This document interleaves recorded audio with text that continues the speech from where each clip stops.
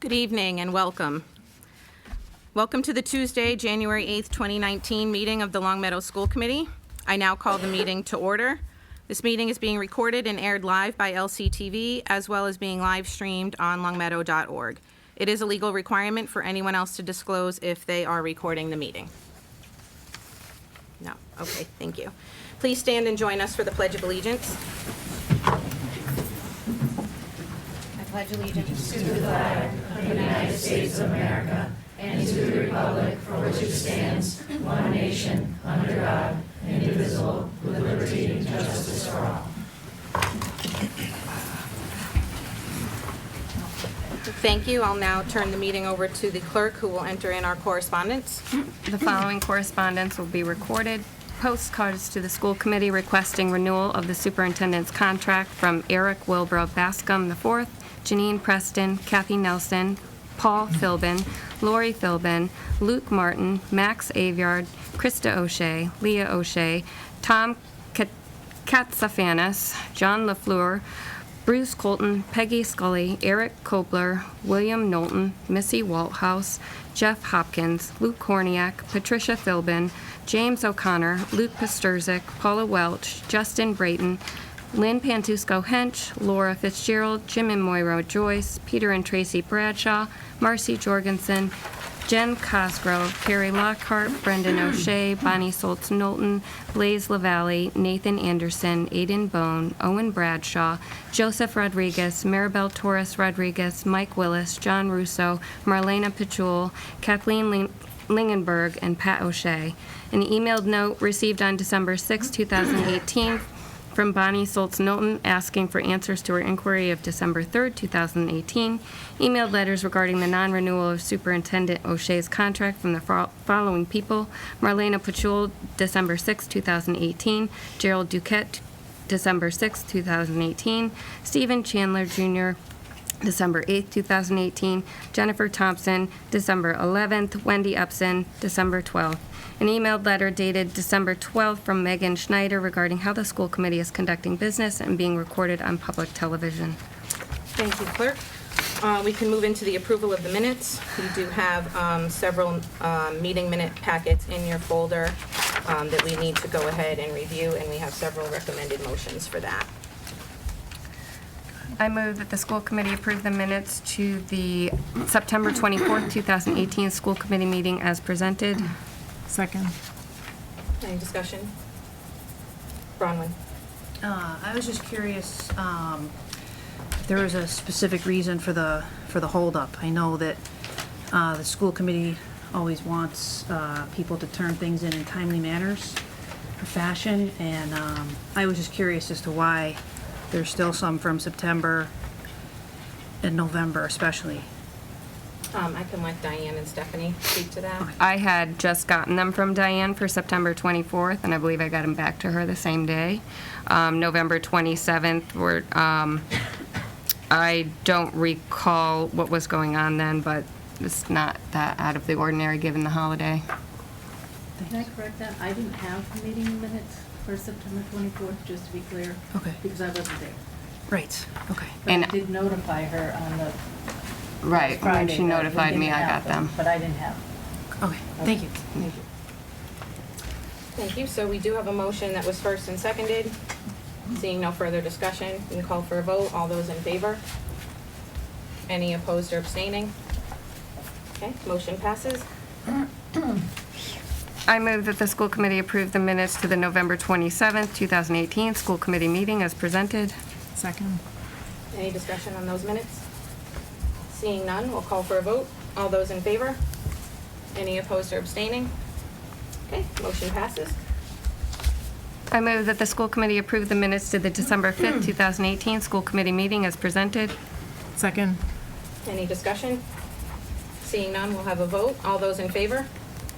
Any opposed or abstaining? Motion passes.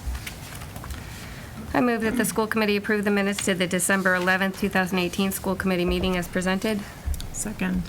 Any discussion on those? Seeing none, we'll call for the vote. All those in favor? Any opposed or abstaining? Okay, motion passes. Thank you for getting all of those minutes done. I appreciate all the work on that. And we can now move into visitors' comments. I have Russ Dupree.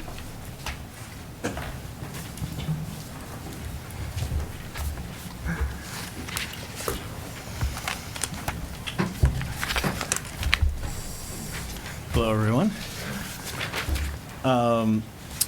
So I was on the committee, obviously, for 3 years, formally.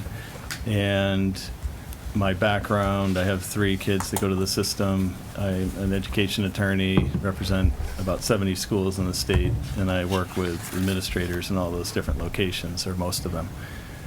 And I wanted to give my perspective as a former school committee member that has worked with administration and some of you on the school committee over the last few years. I know it's an incredible amount of time and effort and dedication to be on the committee, and I commend all 7 of you for doing that. I know I personally felt it was worth the time because I felt we were making a positive difference. I think we worked as a team well. Making changes and moving things like the SOI for middle school and curriculum changes and all those things that made a difference for the kids and for our staff. I know with this non-renewal decision, there's been a lot of controversy in town, and it's been very difficult, I think, for both sides to really understand what's happening. So I wanted to address some of those concerns from my perspective as a former committee member. Obviously, I'm not sure what exactly is going on this year. So the first thing that I've heard around town is that there's a conspiracy, or that, you know, there was some intent to do this all along. And from my perspective, I was on the committee when we first voted to, you know, during the search, we had a choice between Neil Geil and Marty. And I know, and I said this at the time, that I went back and forth about who I was going to vote for because I wasn't clear. I thought we had 2 decent, or good candidates, actually, that both could have led the district. And I flip-flopped as far as who I wanted to vote for. So it wasn't that I had any, at least I'm speaking for me personally, not for, you know, other committee members. But, you know, I wasn't even sure who I was going to vote for until the very end. You know, I thought the interviews, you know, Marty did a great job in the interviews. I thought the site visits, you know, I had a little bit different perspective. And so it took me a while to make a decision, and I finally did make a decision. After that vote, however, I immediately made another motion to make the vote to hire Marty unanimous, because I didn't think it was good to move forward with, you know, a divided board that, you know, I know the community was kind of divided at the time, and I didn't think it was good for the committee to be divided on that particular issue. And I thought that Marty was a good candidate, and I thought he could lead the district well. So that was the reason I did that back then. Secondarily, we had an evaluation the first year with Marty, and I personally thought he did a great job, and I think the committee as a whole did, and we gave him a very good evaluation. That's not what you would do if you were out to get a superintendent fired. You know, I would have never made the vote unanimous. I wouldn't have given a great evaluation the first year.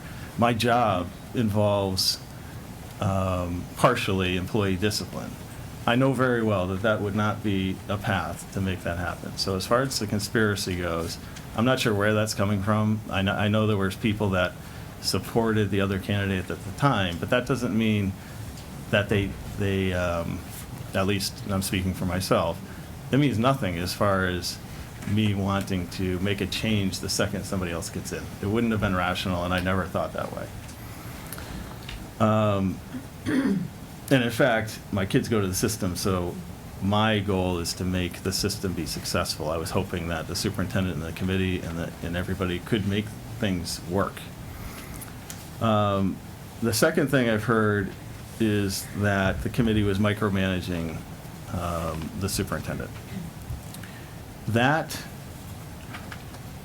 I guess, in looking at all the committees I work with, in this particular case, I don't remember a single time when we didn't vote for something the superintendent proposed, at least the first year. It may have happened once or twice, I can't remember it.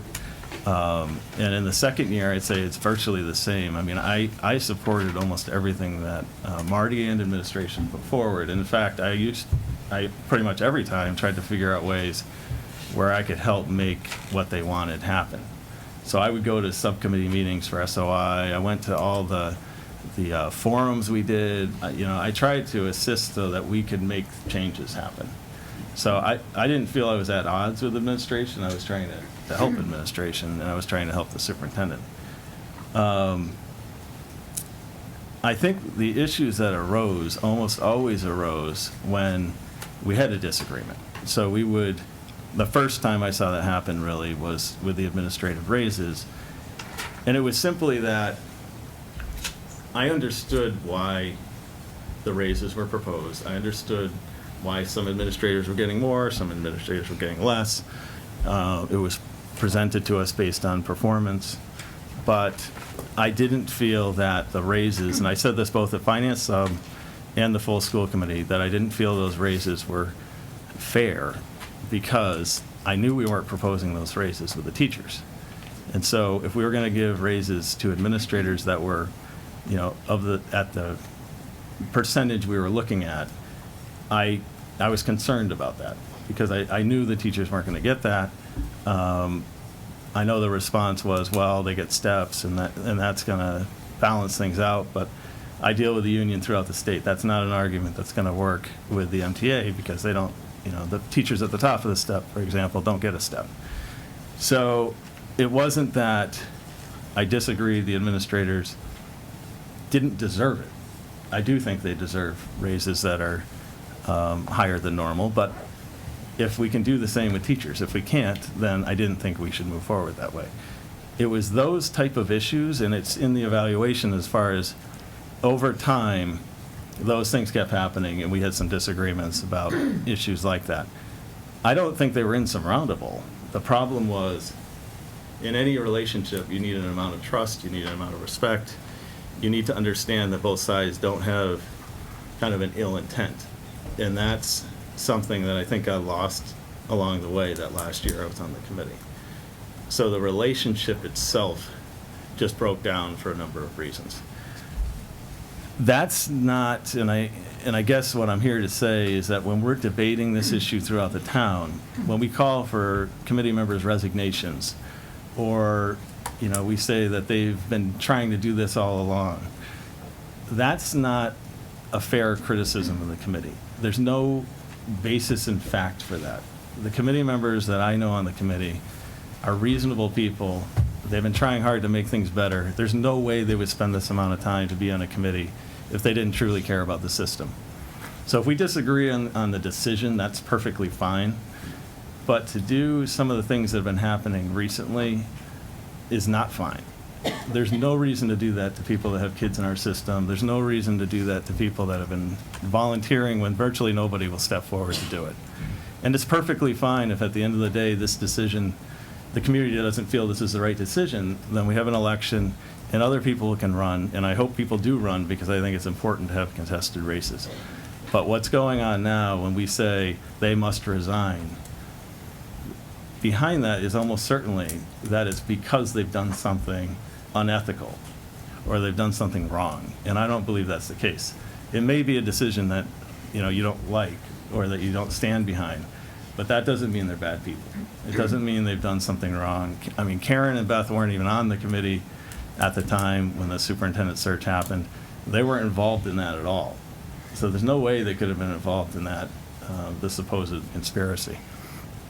I'm just going to ask Russ, I haven't been keeping the time, but I'm just going to give you a little warning to do the wrap up. Am I at 3?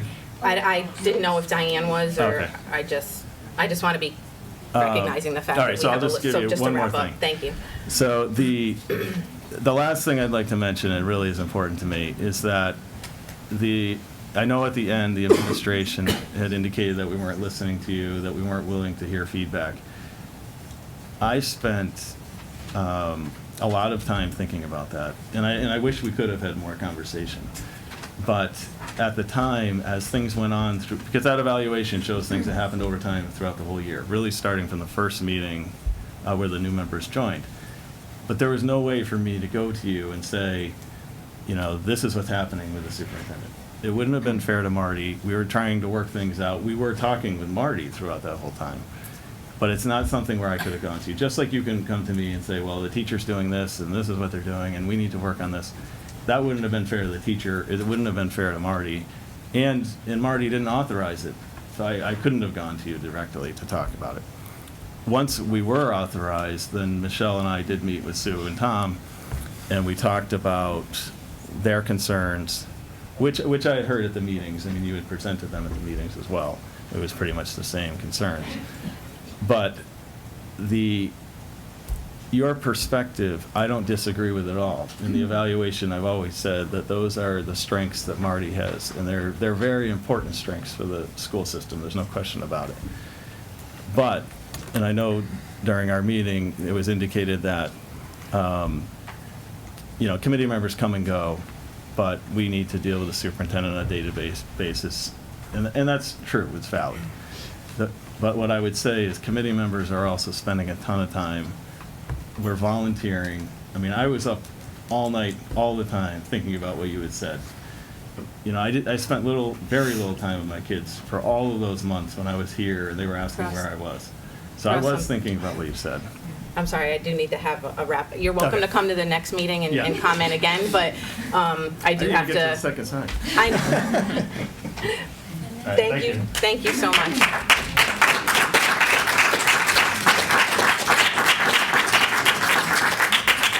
I have Lee Venko.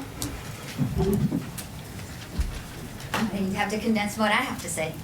Yes, I do need to give the reminder that we do open public comment. It's 3 minutes. Okay. I didn't go through the guidelines, but I will try to keep my eye on the clock. I don't know if anyone's specifically timing, but thank you for coming. Okay.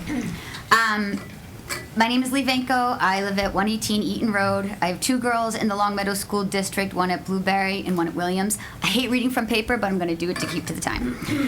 People who know me know that I'm invested in our schools and care very much about how our schools teach and oversee our kids. I'm volunteered ongoingly at Blueberry Hills School since we moved here, serving in every position from PTO vice president to lunchroom volunteer. I've volunteered for LEAF. I've attended many school committee meetings. And tonight, I'm here in support of Longmeadow.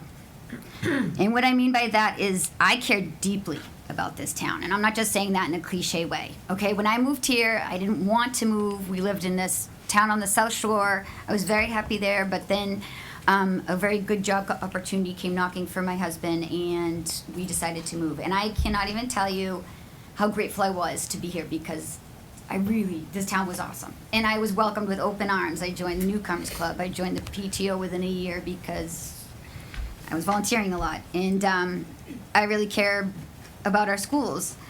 I've lived in this town through a number of divisive district issues, but I've never seen our townspeople be as mean to each other as I have seen people be to each other over this issue. I'm not talking about everyone in this debate, but enough people that it matters. People have been coming to this table and accusing these 4 veteran members who do not support the superintendent's contract renewal of colluding, of having it out for Marty, of making egregious efforts to unilaterally make decisions, of being out of touch. But I haven't seen proof of this besides personal perceptions, as Russ said. In the email that was posted on social media between the school committee chair and a resident who was giving her helpful public presentation advice is just that and nothing more. I was encouraged a number of times to be on this committee because I cared, and I never was because I could never have sat through what you people have sat through, and I also would have needed advice on how to present publicly. If you've seen this chair's resume, you would know that she doesn't need anyone else to tell her where she stands. Because this school committee majority has decided to disagree with the opinion of some people, including some of our teachers who we all hold with high esteem, and I mean that, I hold with very high esteem, doesn't mean that they don't care about what you think. Of course, all parents' opinions matter significantly here because it's our children who attend these schools, but not all parents are standing on one side of this debate. Everyone has their own experience with the superintendent, and all of those are true for each person. However, no one else in this room, except the school committee, oversees the superintendent, and no one else is held accountable for making sure he does his job well and doesn't put our students at risk with any decisions or actions. We should remember, and this is no disrespect to the people I mentioned now, the superintendent doesn't live in this town. The high school principal doesn't live in this town. The assistant superintendent doesn't live in this town. The president of the LEA doesn't live in this town. This is not to say individuals aren't invested in the town, these individuals aren't invested in the town or in our schools, but at the end of the day, they return home to their communities as we return to ours, in Longmeadow, where the impact of this debate is hurting our town's heart. At the end of the day, a vote has been taken, a decision has been made, and historically that is how democracy works. To start proposing new laws to turn this process upside down is a regrettable move, and I implore everyone to move forward with the decision that has been made. I have one request of the superintendent. I would appreciate if going forward that Mr. O'Shea would publicly discourage residents from making personal attacks on any SC members in these meetings and in the public week after week. I strongly believe we can debate without hate. Finally, I want to leave you with a quote from Governor Charlie Baker's recent inaugural speech. Let others engage in cheap shots and low blows. Let's make our brand of politics positive and optimistic instead of cruel and dark. And instead of the bickering and name-calling that dominates much of today's public debate, let's build on the work of those who came before us and make our work about how we can make this great state or town better for the people who call this glorious town home. Thank you so much for your time. Thank you, Ms. Becker.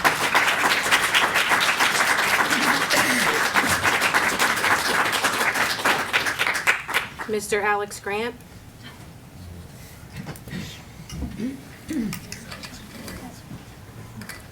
Good evening.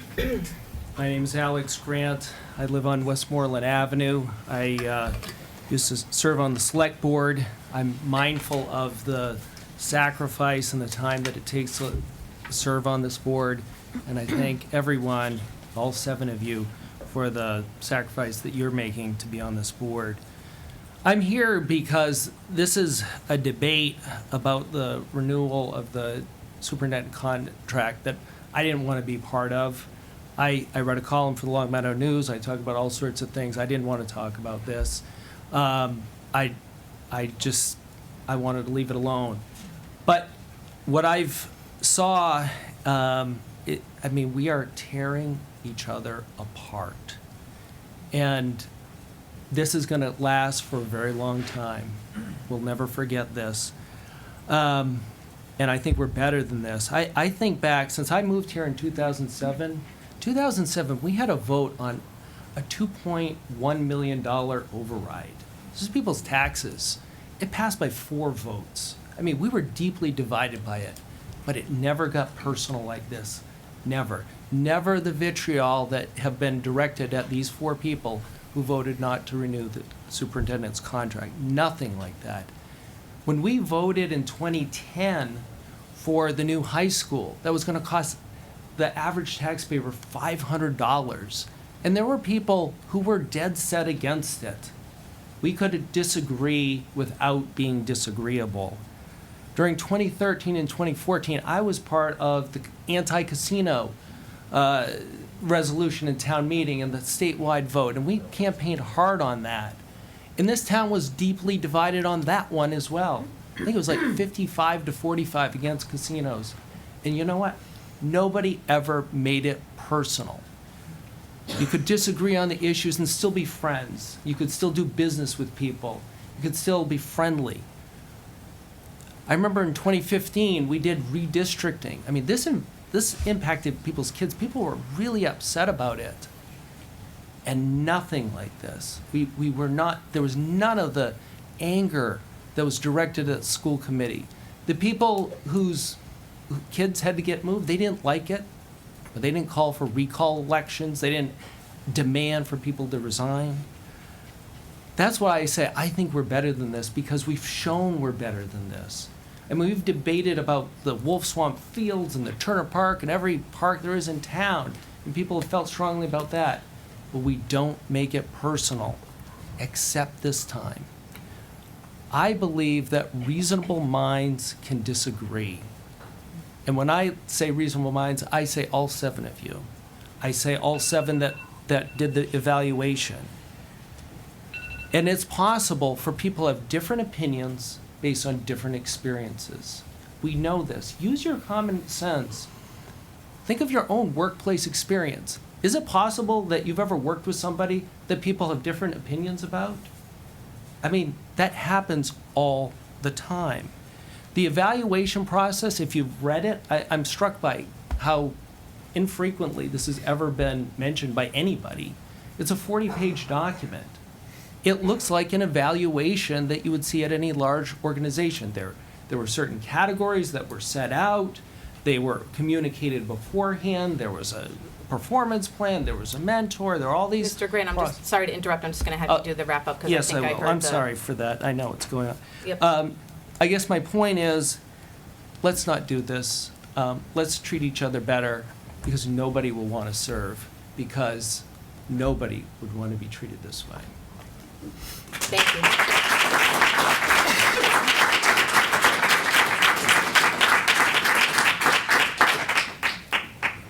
I apologize. It's Chris Reevy, I think. I didn't sign up to speak, I just signed up. Oh, thinking it was a sign-in? I That's just say that I am in total agreement with the previous three speakers. short and sweet. Lisa Kelly?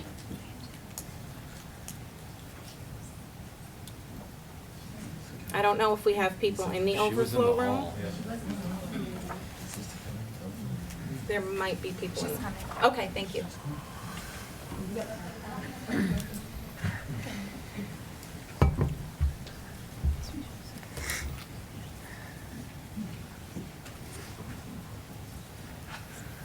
Sorry about that, I had to turn it off. Oh, that's okay. I'm Lisa Kelly, 5 Chatham Road. I am the mother of 4 children at all three levels of the schools. I would like to say thank you to all of you for the service that you provide with your time and your energy. As the only living parent of 4 kids, it's not something I could do. And even when my husband was around, I couldn't do that. But I do appreciate that.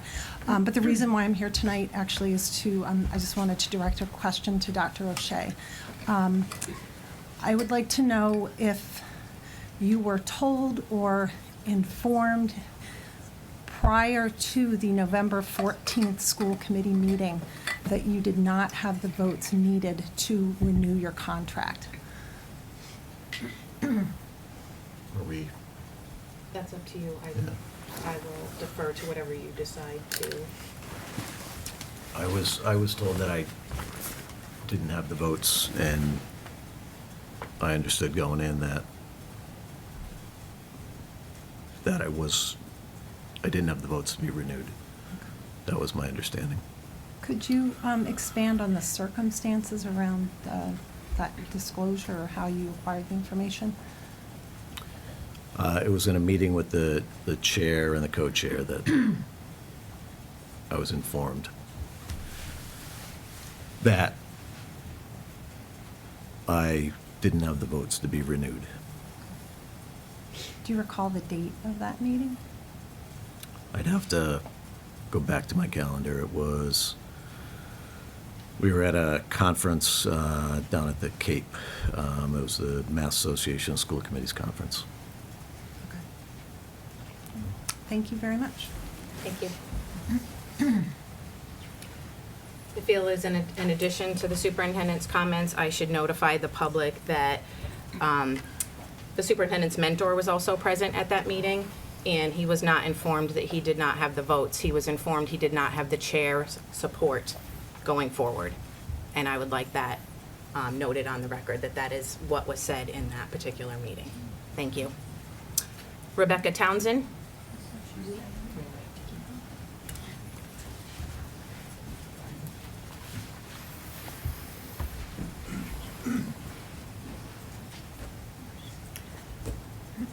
Good evening. Thank you for allowing me to speak during the visitors' comments time. I'm Rebecca Townsend. I'm speaking tonight in my capacity as the town moderator.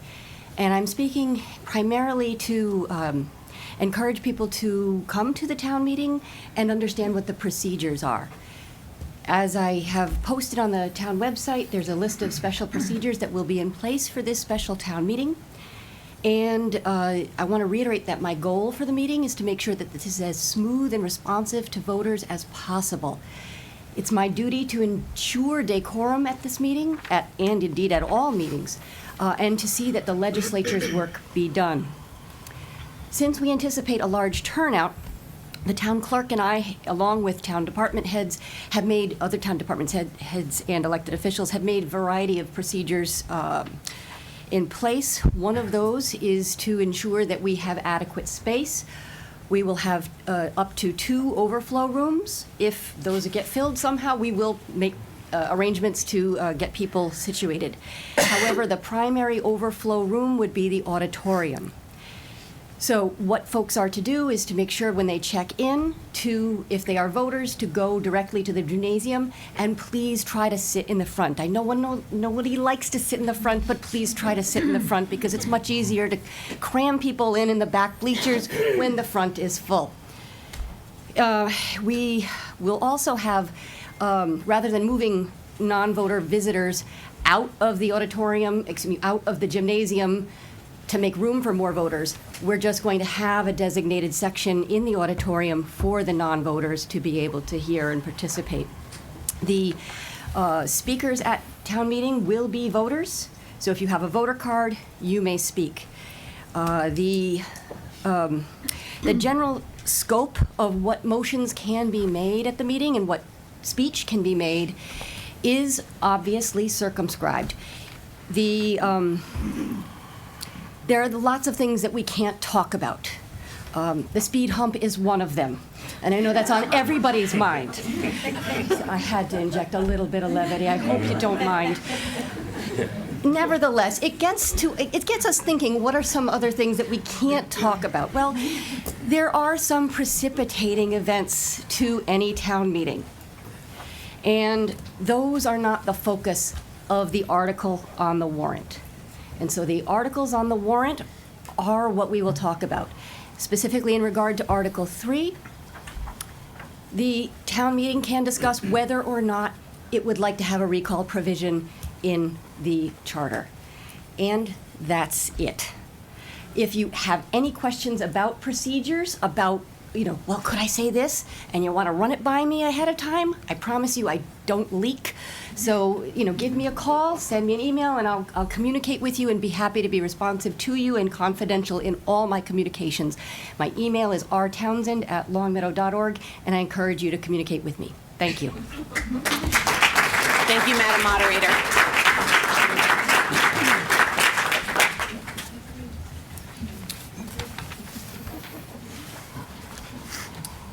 Diane, do you think this was the only sheet? I just want to make sure before I move the agenda along. See if anybody else signed up. Sometimes we have another paper out there.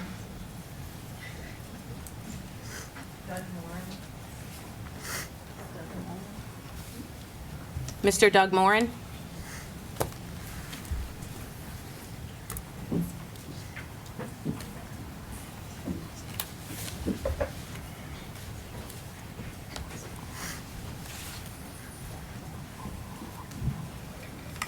Hi, I'm Doug Moran. Live at 24 Dennis Road. I have 3 kids in the school district. I also have a wife that's on the school committee.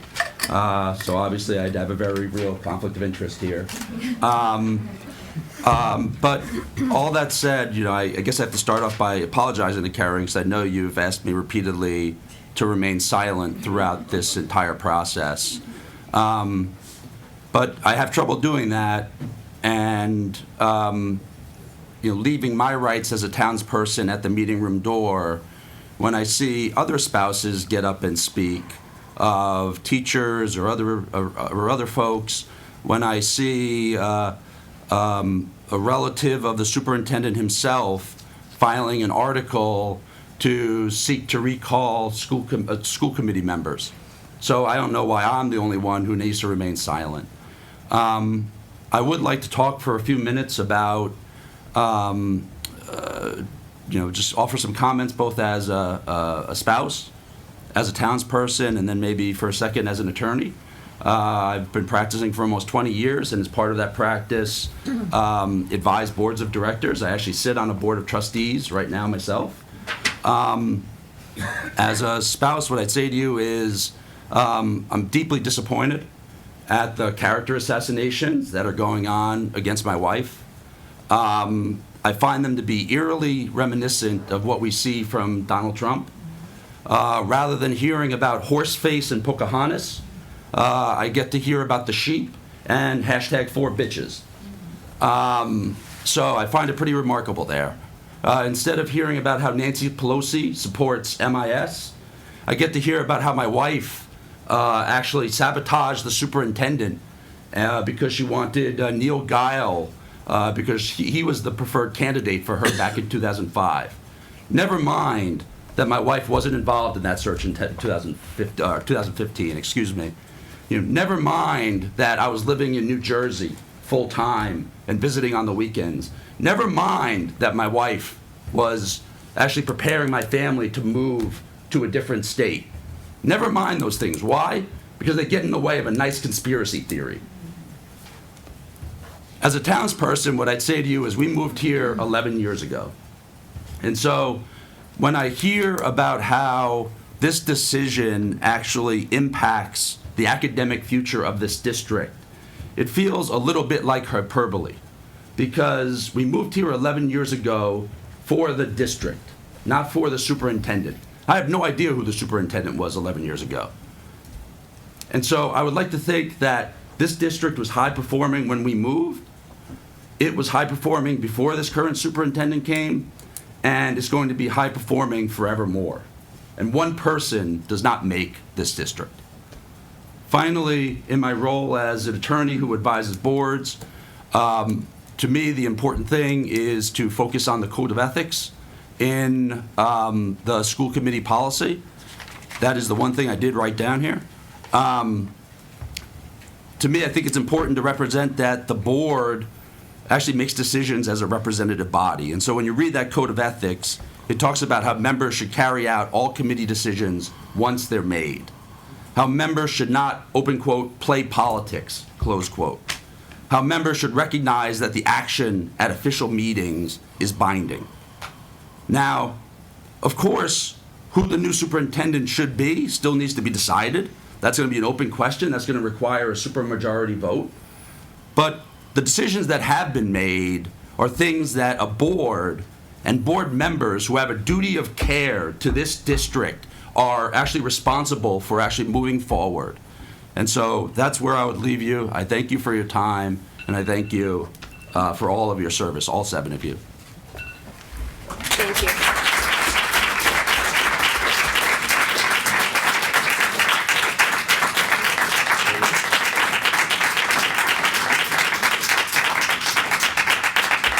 Diane, did you have that sheet, or? I don't have the sheet. Is that? I just want to verify that that's the last name on that sheet.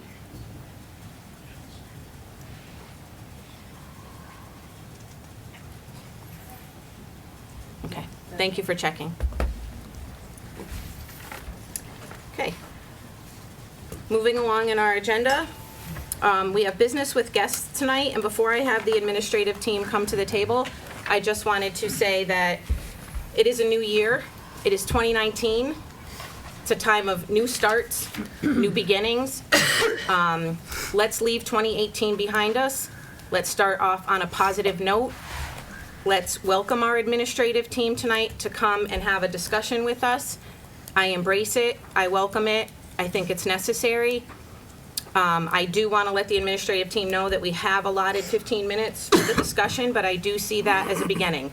I see it as a hopeful beginning, and I see it as a starting point where I hope to have many, many, many more discussions to get us to a place where we can effectively move forward as a committee and get back to the business of this district, which is the needs and the interests of our students. It is our common goal and our common purpose, and that is my objective. Once the administrative team joins us at the table, I will run the meeting as we normally would. If you have specific questions for anyone on the committee, those will get directed through the chair. And I would just ask that we not all, if there's something that you specifically want to respond to, just a show of hands so we're not talking over each other and we're just being courteous and respectful. I would ask the administrative team to join us at the table if they'd like to at this time. Bronwyn? I have a quick question. I was wondering if I could just get clarification on the, so it's 15 minutes for the admin. Does that include our questions? Well, this is, they're running the talk, so if it's 15 minutes Okay. inclusive of all of our discussion. I'm not going to cut it right at 15 minutes, but Okay. it's a general parameter of the discussion time. Armand? I would move that we amend the agenda to allow the administration at least a half hour to have this discussion. Second. We have a motion and a second. Any discussion? Karen? There's no time limit. I think this is just a gauge, I'm assuming. Beth said she's not cutting it at any time, so I don't think we need an actual motion to change the time. Right, I'll be flexible with. Point of order, there's a motion and a second on the table. I think I saw a hand over here, though, after Karen's. Did you have an additional follow-up, Bronwyn or Melanie? I saw something. No. I guess I was just confused because I thought I asked for clarification. You said 15 minutes did include question and answer period. But then Mrs. Warren did state that it's flexible. So I'm just a little bit confused. Well, I think we see the nature of the conversation. I don't know what, it's I don't not know what's 15 going to minutes. happen. Let's play it by ear and make sure that, Right. I'm not going to cut anybody off, but we're not going to go 2 hours. We do have business on the agenda, so we still have a motion. I don't think we need to vote on it, but we do have a motion on the table. Did somebody second it? Yes. So, let's vote, I guess. So can you restate the motion Yeah, specifically? I said I move that we amend the agenda to allow at least a half hour of the conversation with the administration. Okay, so the motion has been first and seconded. The motion is to amend the agenda so that we add some time and have the discussion go to about half an hour. Can I say something in the discussion? Mhm. I'm voting no because it's not on the agenda. So, Point of order. Neither were the minutes on the agenda prior to this meeting 48 hours as we've come to talk about in the past. So if we're going to talk about agendas changing, it had changed here within the last, before 48 hours before this meeting. Yes, and it was amended. Karen? It was on the public posted, the minutes were on the public posted agenda. Armand? The items in blue specifically were not. It was reposted. yeah. Friday night, or Monday night. That is correct. Okay, can we vote? So can we vote? All those in I have favor? another quick question. Okay. So I guess it's not 15 minutes, which is I think what I'm hearing, which would be good because the first 3 speakers I think spoke for about 20 minutes total. So I don't think we want to rush the 10 administrators of our district in any way, shape, or form. And I know that the chairs talked about how excited she is to hear from the administrators, and I think all of us are. So I'm glad to hear there's no time limit. Thank you. Well, we haven't established anything yet because we haven't voted yet.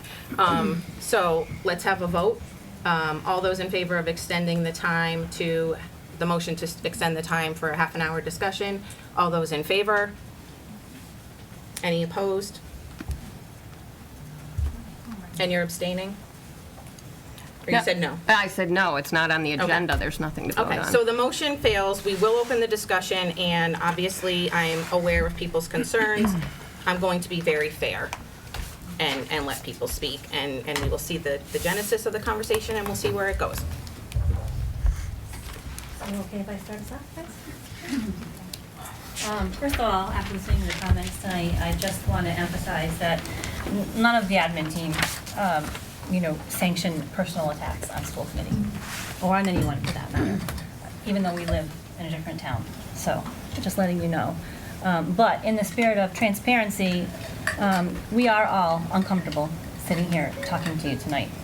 We have great worries about potential retributions from comments that we might have. And I just want to be honest with you and let you know that's how we're feeling. Despite that, we're here to speak with you. Okay? For those members who weren't here, the original request from the administrative team to speak to school committee regarding school committee's concern with Dr. O'Shea's performance was made on February 14th, 2018. There have been several additional requests since that time that have not been granted based on the chair's opinion that such meetings would be a violation of the open meeting law. The prior chair and vice chair in 2018 did meet with Mr. Mazza and myself regarding the challenges we were facing with committee members at that time. The discussion of micromanaging absolutely came up in that conversation. So, Ms. Moran also took it upon herself to meet with us at Central Office Admin Team. We had a conversation about our concerns last year. And most recently, the current chair, as an alternative to meeting with the admin team, offered opportunity to meet with Principal Hutton and myself individually. Not that we were opposed to that, we just haven't had the time to work that out. The school committee chair, as you heard, she reached out to Mr. Mazza and myself via email on Friday, January 4th, 2019, to express her commitment to meeting with the admin team tonight in hopes of this time being a good beginning to work on a better relationship between the administrative team and the school committee.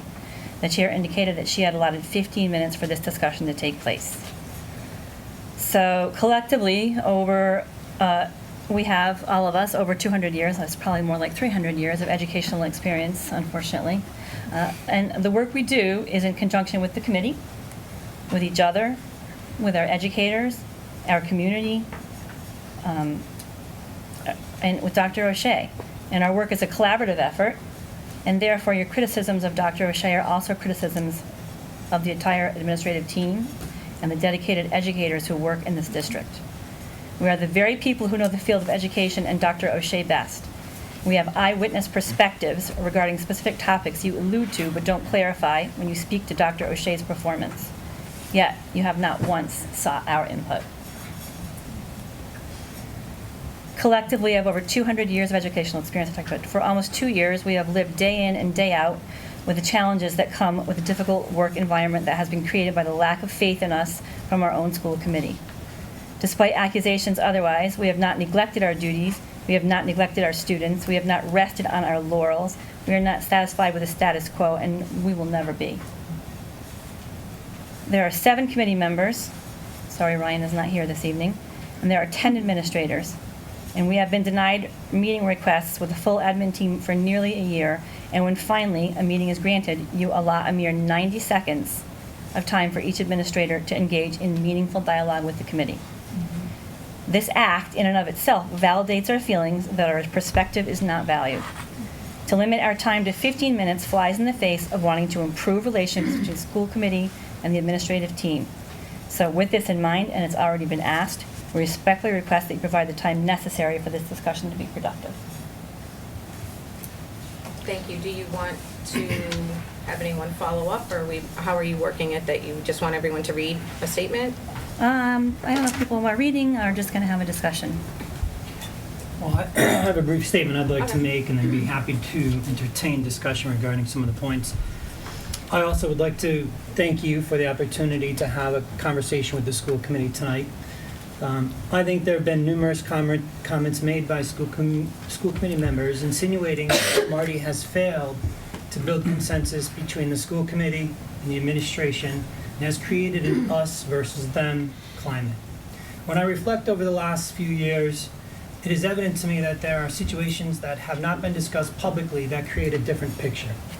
For instance, during the renewal of an employment contract for district administrators in June of 2017, after months of refusing to address the contracts, the school committee decided to offer Sue Bertrand a 1-year contract without any prior conversation with Sue or Marty regarding her contract. To me, this was a clear attempt to begin the removal of Sue from her position as assistant superintendent. The school committee also sent a very clear message to the administrative team last year by entertaining anonymous letters which made unfounded accusations against administrators and staff. Instead of disregarding these anonymous letters, as was the policy of the school committee at the time of the receipt of these letters, we were surprised at the credibility and attention that these letters received from the school committee. On September 24th, 2018, administrators joined Marty and the school committee members for a team building meeting. This meeting took a turn when a school committee member leveled accusations against other members, which resulted in a heated exchange between school committee members. And at a later point in the meeting, Beth, you stated that administrators treat parents that have concerns and complaints like they are crazy. We were stunned by the comments that you made, Beth, as we take our responsibilities to parents very seriously. What was intended to be an opportunity to build bridges between the administrative team and the school committee resulted in administrators feeling shocked and disturbed by the exchanges that occurred during that meeting. And lastly, at the December 11th school committee meeting, Stephanie, you stated that you'd met with every administrator last year. In your email last year from March 9th requesting these meetings, you stated that you wanted to meet with us, and I quote, to help move us forward together. In the meeting that I attended, you stated that Marty was a liar, that you didn't trust him, and that you didn't believe that the trust could be rebuilt. In addition, you noted that you were not taking any responsibility for the events that occurred last year, and that all of the responsibility fell on Marty. In no way did that meeting help us move forward or build trust between the administrators and the school committee. So tonight, if you want to move forward and be able to work together, as many of you had stated, then we are imploring you to please provide concrete and explicit examples of how any action by Marty has created a division between the administrative team and school committee. Because the view from our side of the table is very clear that any perceived or real division that exists between the administrative team and the school committee is from the actions of members of the school committee and not from Marty. Thank you. Stephanie, can I speak to, at least, I'll start with the first one, where you were talking about Sue's contract and you said that no one spoke with Marty or Sue about that. Mm-hmm. I specifically spoke with Marty about Sue's job, Sue being the assistant superintendent, and said, Marty, what does Sue do in her job? What is her job description? And Marty said to me, I don't know, and I don't think she knows. He said that, and it then subsequently, I created our assistant superintendent's job description. Marty didn't take that role on. He didn't do any of it. I, along with Michelle Grotsky. You can look at the emails. You can look at that. You can look at the job description. You can look at that meeting. What you're saying right now is inaccurate. I had that conversation with Marty. He told me he did not know what our assistant superintendent did for a job, and he didn't think that she knew. I can talk about the December 11th meeting, but I'm not gonna, I would have to rehash that whole thing, and I'm just gonna say that your description of that meeting, I would completely disagree with. I went in and met with every administrator during that meeting specifically to try to move forward. If that is not your perception of that meeting, we're going to disagree. I actually have concerns about how this entire meeting is going. This is still a school committee meeting. This meeting still belongs to the committee. I am very shocked. I don't even know where to start, I think. I am happy to set a path going forward, but this is setting itself up for a back and forth where people feel they have to start defending each other. And that's not doing our district any good. That's exactly what we just talked about. And this concerns me. I don't think this is the venue for this. So just give me a moment, because I want to start, here we are. We need to move forward. This isn't doing anything. This is prohibitive. It's not healthy. We need to get back on track with talking about the kids. If you want to clear the air, this is not the forum to do it. I have suggested some meetings behind closed doors or a workshop, but we are not going to go back and forth. I asked Tom about this last week, and I said, we are not turning a school committee meeting into a Jerry Springer sideshow. This is not the format for that. We're not going to go back and forth and say, well, my side thinks that this was a perception and somebody else fundamentally disagrees. Where's the forward progress in that, and where I'm failing to see where that is benefiting this district. If that's the way this is going to proceed, we're going to have to stop, and we'll find another way to set this up that's a little bit better, because this is not going to happen in this meeting tonight. Point of order. This is on the agenda as a discussion, and it should be allowed to go through. This is a public forum. Transparency demands that they continue as it goes forward. And Armand, I've given a platform to administrators to be coming for the last 8 weeks. This is not the format Point of for information, this. did we not vote 7-0 to have them at our next meeting, which And should they have are been in here. December, and it did not happen because the chair decided not to put them on the agenda? Armand, let's be That's a point of very, information. I'm looking for an answer. and I'm going to say, let me explain to you things that I have said to you offline in an email, and that you feel you have to bring up in a meeting. I think Mr. Moran just read the policy. We are here as a body acting Point of together. information. Mr. Ray, if you, no, you do not have to have follow the. the Robert's Rules of Order, And you ma'am. don't have the floor. You do not have the floor, Armand. You do not have the floor. Either we follow Robert's Rules or we don't, ma'am. Madam Chair. Armand, I addressed that issue with you in an email. This meeting is on this agenda because this was the next meeting at the time Ms. Monahan made her motion. End of story. That was not the point of information. Was that the motion? It was not. The motion is to have this discussion today. I'm just letting you Then know. what happened? Let's tone it down a little bit and see. We don't have time to do this back and forth type of format. I'm happy to hear everybody. I want to hear everyone. And then maybe the proper thing to do is we can have a little bit of discussion, or we can make a list of the questions. Like I said, I feel like this is a great starting point. This isn't all going to wrap up. We're not going to solve the world's problems in 20 minutes to a half an hour. We're not. I'm perfectly willing to let this keep continuing. But there's many people that want to speak, and then we have to be able to tell our side as well. We're not going to get that done in half an hour. Who wanted, Bronwyn? I would just like to say, I think it's offensive to call this a Jerry Springer sideshow.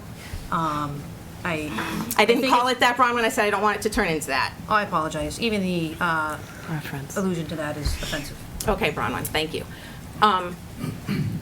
Did somebody have their, I saw Sue and then I saw Jean. I forgot what I was going to say.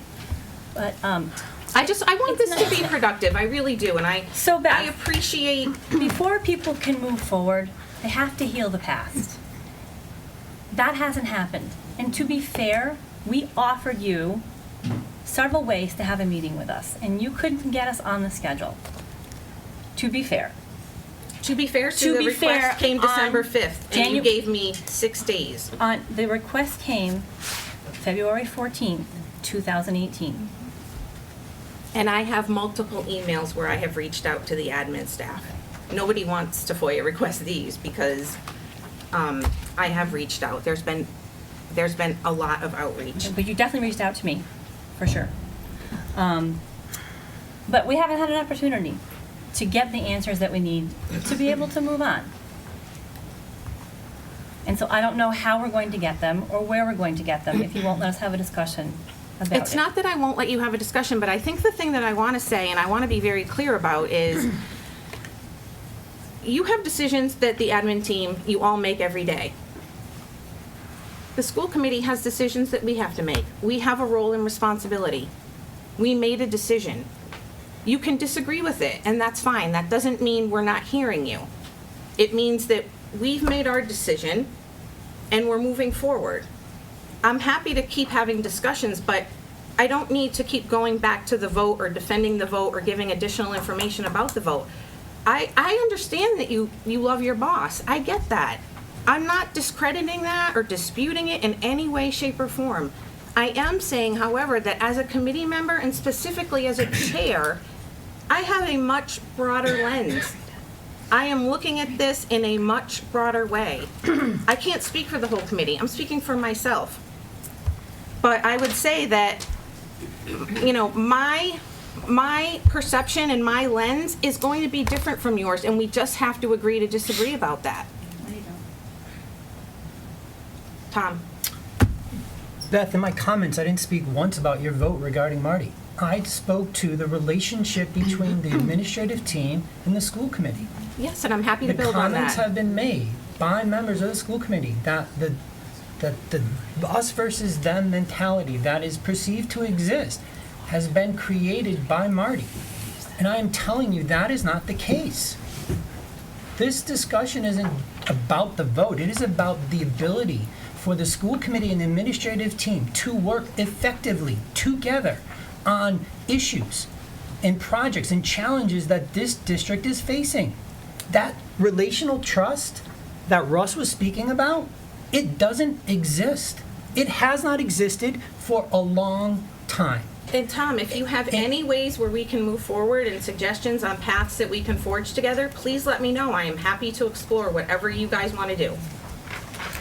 But I just I would heard tell Sue you- talk about, we need some, I don't know how you phrased it, but it seemed like you were like, well, we can't do this until we find out like what your reasons were. Or- So I'm hearing two different things. And Tom's telling me it's not about the vote. If there's other ways that you want to talk or however you want to set things up, I'm open to that. I have a respect for what you guys do every day in this district. We're But that all is on the not same how- That is page. not how we feel. Not one of us sitting at this table feels that way. And I I don't want to speak for them, so let them speak, but I'm telling you, I am here pleading with this committee. Please understand that this relationship is fractured. Yes. It does not exist. And instead of ignoring it and trying to make believe that we can work through this over the next 6 months, that is not the case. It needs to be addressed. Tom, nobody's making believing, nothing like that. We feel we've been ignored for a year. Okay, and I appreciate you coming and telling us that, but I'm looking for ways where we can mend that. So you can answer the questions that came several times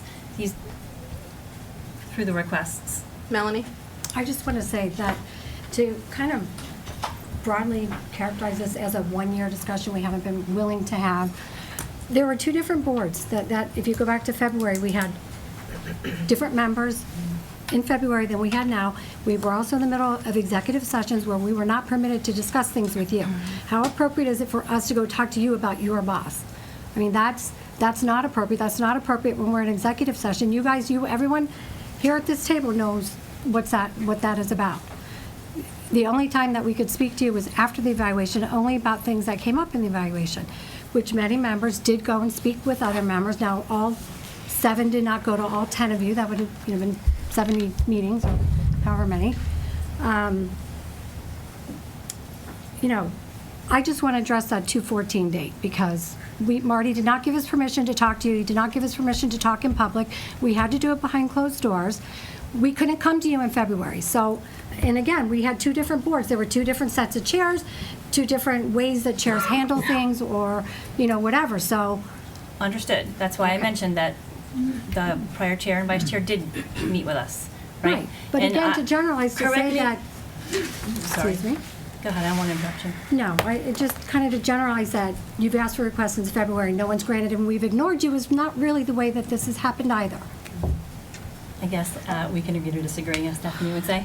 But Dr. O'Shea, correct me if I'm wrong, but I thought that you did give permission for us to discuss, that we're discussing executive session. And I'd say that I was never specifically given that option to, I'm open, I'm always willing to let the administrators provide feedback to the school committee.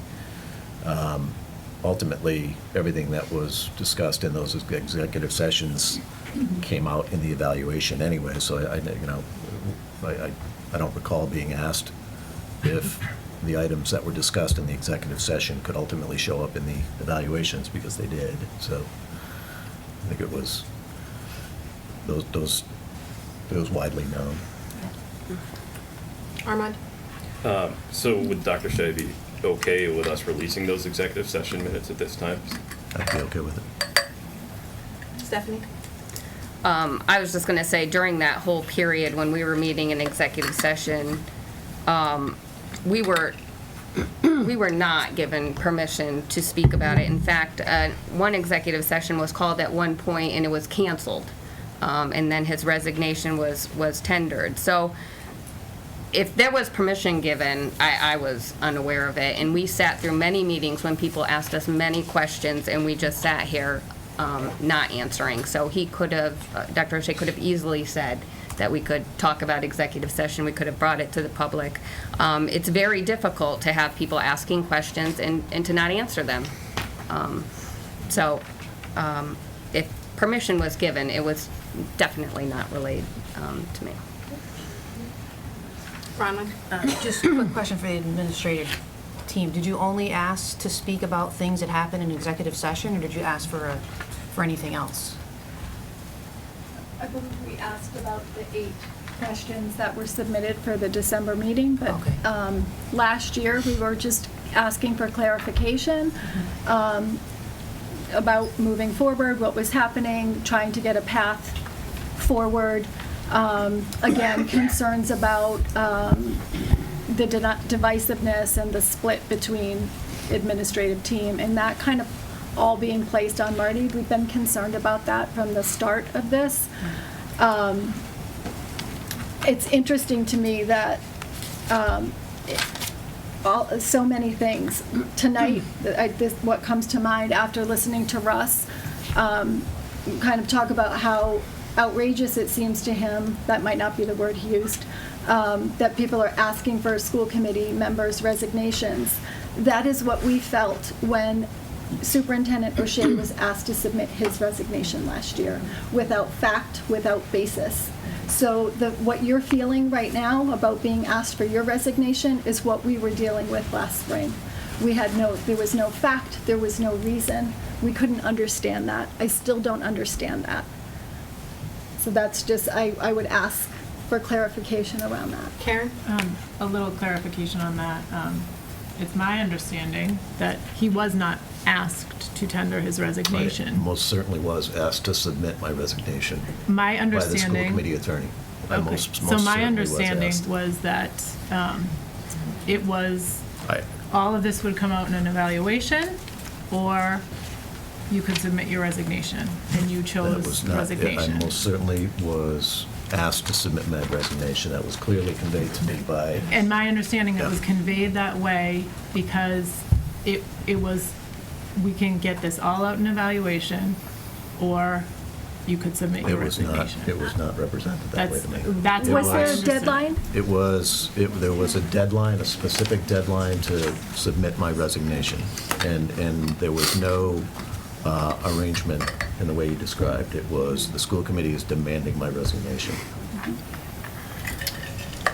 The school committee did not demand your resignation. You were given the option to do your to hand in the resignation or have your evaluation, and I believe the words you used, I can't remember exactly, but you said, I know the evaluation's gonna be bad, but let's just do it.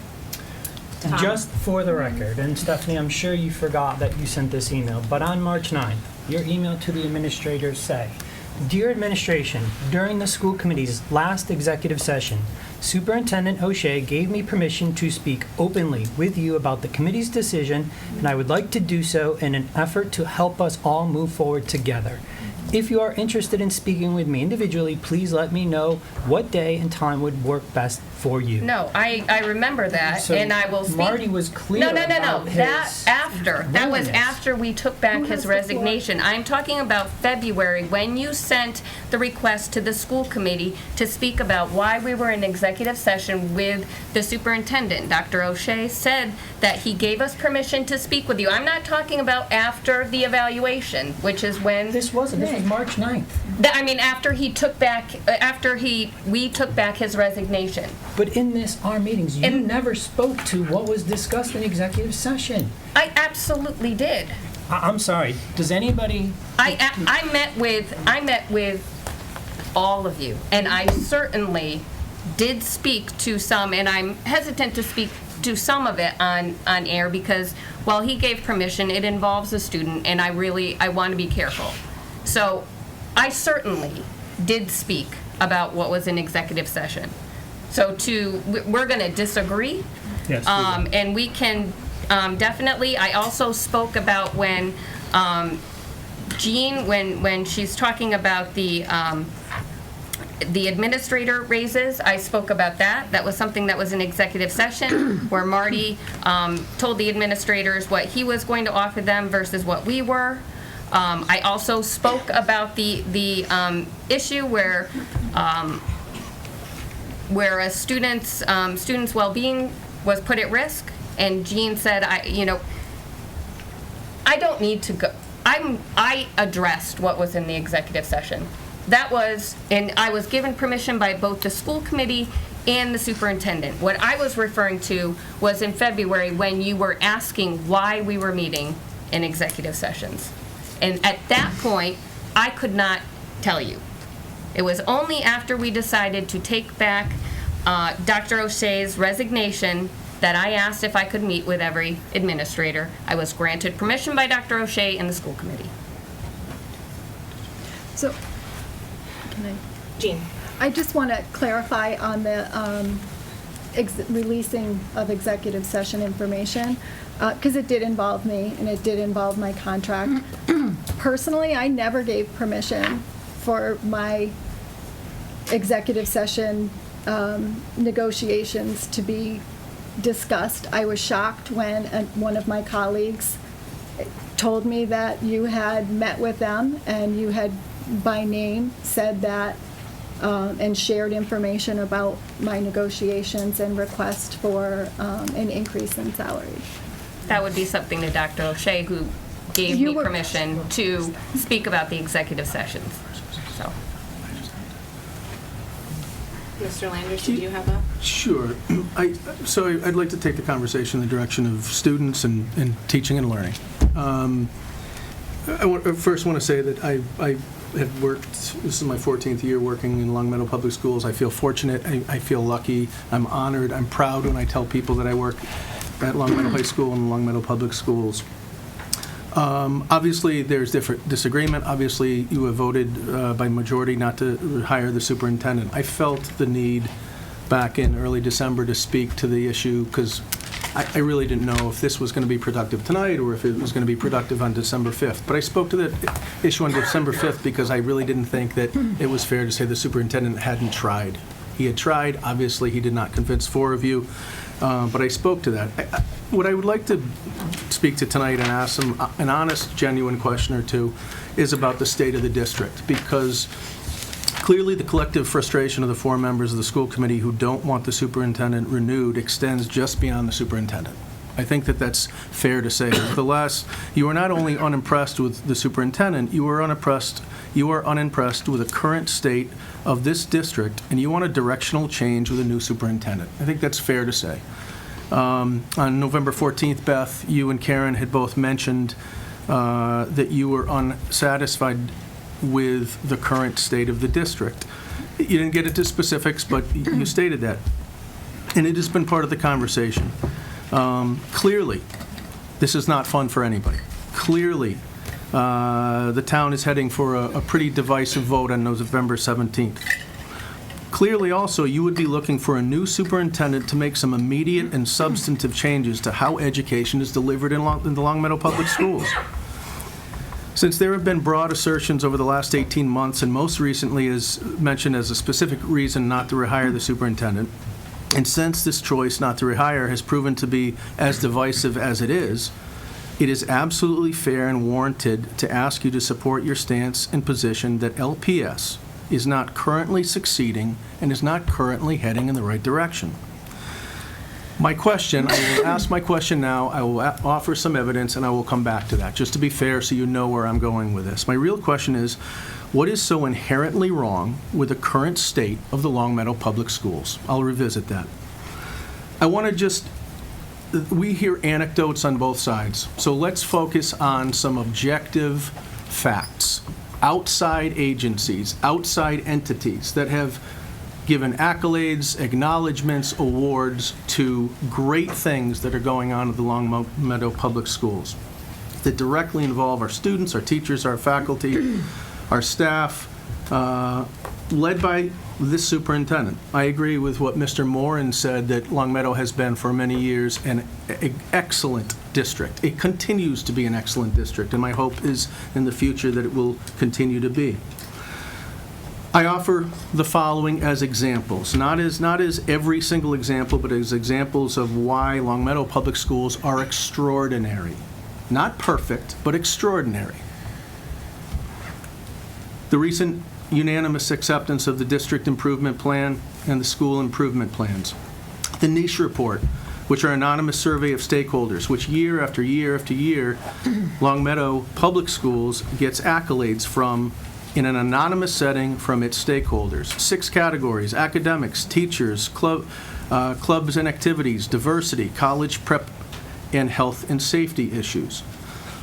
Best high school in Massachusetts in the niche report, number 19 of 351. Best faculty of a district, number 20 of 351. Best high school sports in Massachusetts, number 6 in the state out of 351.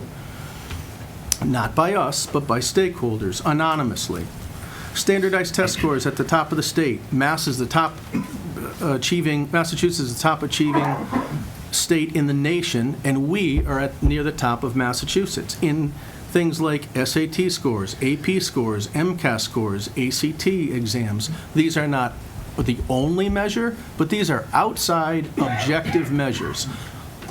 Highest state in the country, among the highest in the state on numerous levels.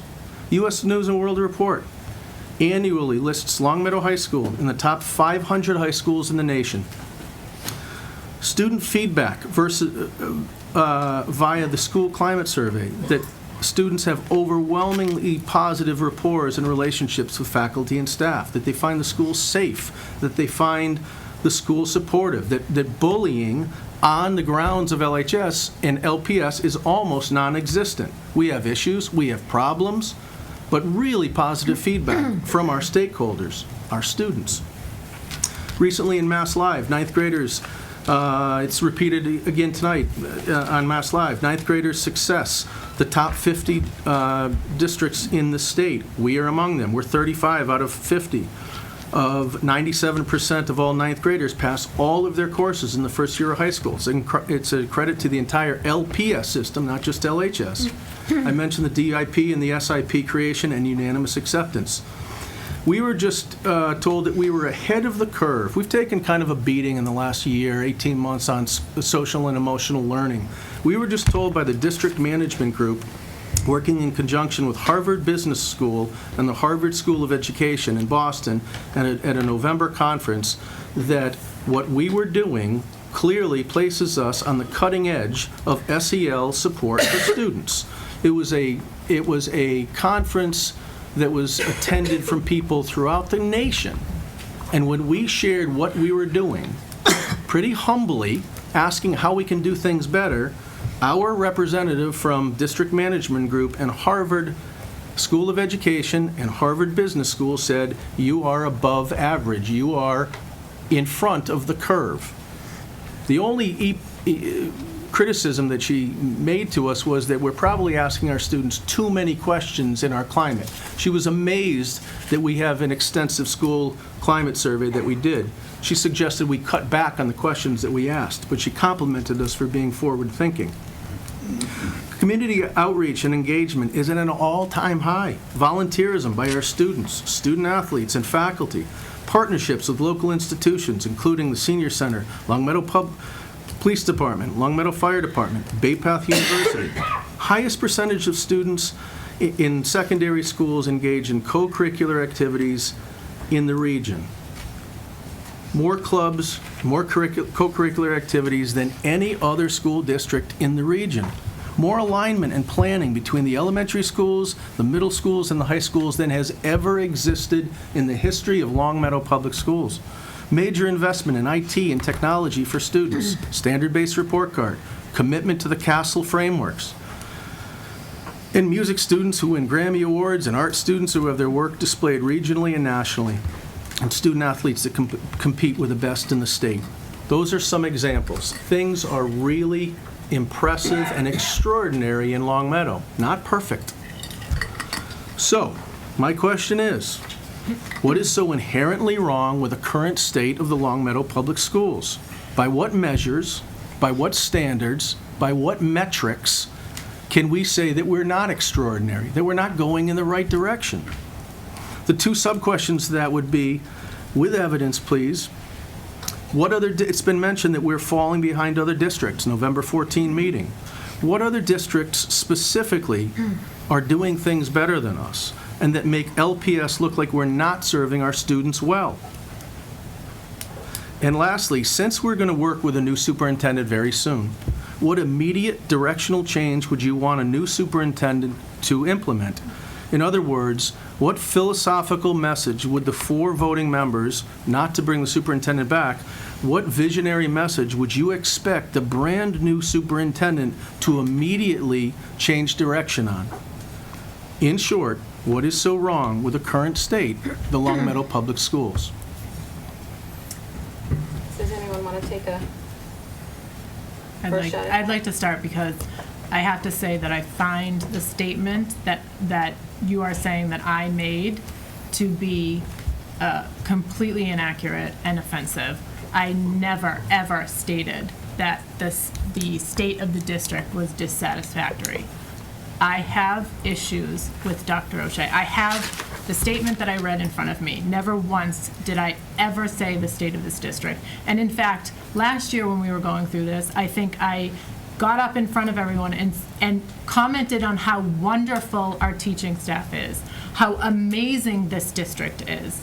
So I take offense, a great offense at that, Tom. Karen, I really don't want do. you to take offense. It's a fair question.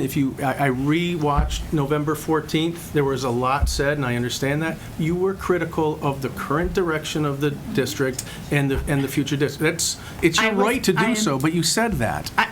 You're not the only one that said that. Beth said it as well. Okay, I was critical of Dr. O'Shea, and I can tell you right now, I don't want to get into mudslinging. I don't want to get into a tit for tat. I don't think that it's beneficial, but I will tell you, one of my biggest issues is the lack of candor. Frankly, the lack of candor, and the fact that when I have private meetings with Dr. O'Shea, they look very different than the meetings that I have when we're out in the public. And it's very difficult for me to fulfill my duties as a board member when I cannot trust what he is saying. Karen, I'm not challenging that, though. I've spoken December 5th. I spoke to one issue, and I'm speaking to this issue. I said on December 5th, and I'll say again, democracy is in your favor. You don't have to hire him back. I get that. What I'm saying is the criticism over the last 18 months, and which I think got a little bit better, and I thought we all had a good meeting in September, and I said on that day I choose hope, and I thought we were moving forward. The criticism of Dr. O'Shea has had fallout on the rest of us, and it has included the work of the district. I don't mean to be offensive. I'm saying it has. Let me correct that record then. Sure. I am not criticizing any of the work that the administrators are doing. I am not criticizing any of the work that the teachers are doing. I know that these teachers are hardworking. I know that you all sit here and are hardworking. My problem is with Dr. O'Shea, not with the rest of the district. Okay. So to sit here, I understand this is a fractured team. And I'm sorry that I'm getting emotional That's right okay. now, but this is extremely frustrating to sit in this position and have these attacks day in and day out and sit here and know that my kids are thriving in this district. This is not about me. This is not about my children. They are thriving with every single teacher they've had and every single administrator they've had. That's great to hear. I have a problem with the lack of candor and the fact that I cannot trust what I am being told. So I'm feeling, I will finish with this. I would ask you that a lot was said on November 14th. I would ask you to review when you were talking about other districts being a little bit more innovative and us and our students may be falling behind. But I'm glad to hear that, because if and when we have a new superintendent and it looks like we're heading in that direction, as an administrative team and as a teaching force, when we say what is so wrong with what we're doing right now, it is unnerving to think that we're going to have a major directional change. So I appreciate that feedback. But I am sorry that that's how that came across, because that was not my intent to offend anyone sitting at this table or to make it seem that I don't think that you are all hardworking, that you are all doing the best for our students. I know you are. Tom, I just wanted to say that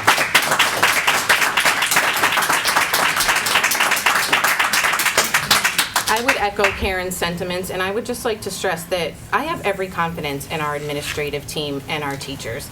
I gave a speech at Convocation that was, I have the email, it was very well received. It was heartfelt. I meant every single word of it.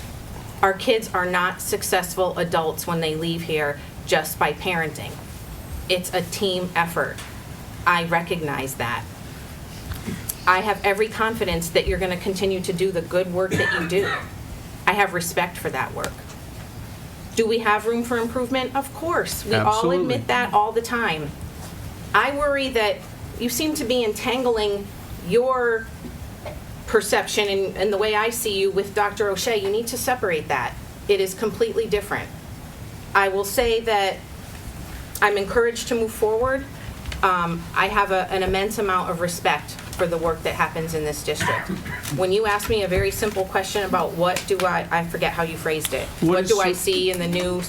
I don't have a... Sure, what prepared- directional change, if a superintendent came in today, what would you expect him or her to kind of go in a different direction? And again, I don't want to cut you off, but on November 14th, I watched the tape again, and you included, you didn't make sweeping, horrible statements against everything going on in the district. You've complimented us in the past, absolutely. But there were negative comments about the current state, where we are, where we could be, and especially relative to other districts. Right, and I would say I don't have prepared statements that I probably would have prepared if I were doing an interview with a potential candidate, but I just want to be very clear that my views on the staff and the teachers are not my views of the statements that I read in terms of Dr. O'Shea. I want that completely understood. And I don't have a detailed response, but when I talk in terms of new educational leadership, it's very simple for me. Honesty. Honesty. That's all I'm looking for right now. Dr. O'Shea? So at some point, I'd like a specific itemization, not this evening, of instances where I've lacked candor or honesty. In terms of my leadership, when I think of candor, I think of sort of self-reflection and acknowledging areas for growth. And I like to think that I led this district through a significant period of self-reflection. I led the district towards a very specific, purposeful, publicly stated acknowledgement of our need to grow and improve. And that's reflected in the plans that we've developed as a team, including the school committee, because we've talked about the alignment between school committee goals and district improvement plan goals and school goals. But I think that I like to think that I've brought significant candor to this administrative team in terms of how we look at the need for growth and improvement, and that's what that district improvement plan was there's dozens of objectives in there that acknowledge that we need to grow and improve, and I think it came from a place of candor. And in terms of my own specific actions, I'd be interested in learning what specific times I was not practicing candor with the school committee. Well, go ahead, Karen, if you have a comment. I'm just going to make a general comment to that piece right now because, I don't feel like I have opportunities to actually speak my mind, but I will say that article that you wrote in the newspaper, it disputed our evaluation, which you signed. You did not.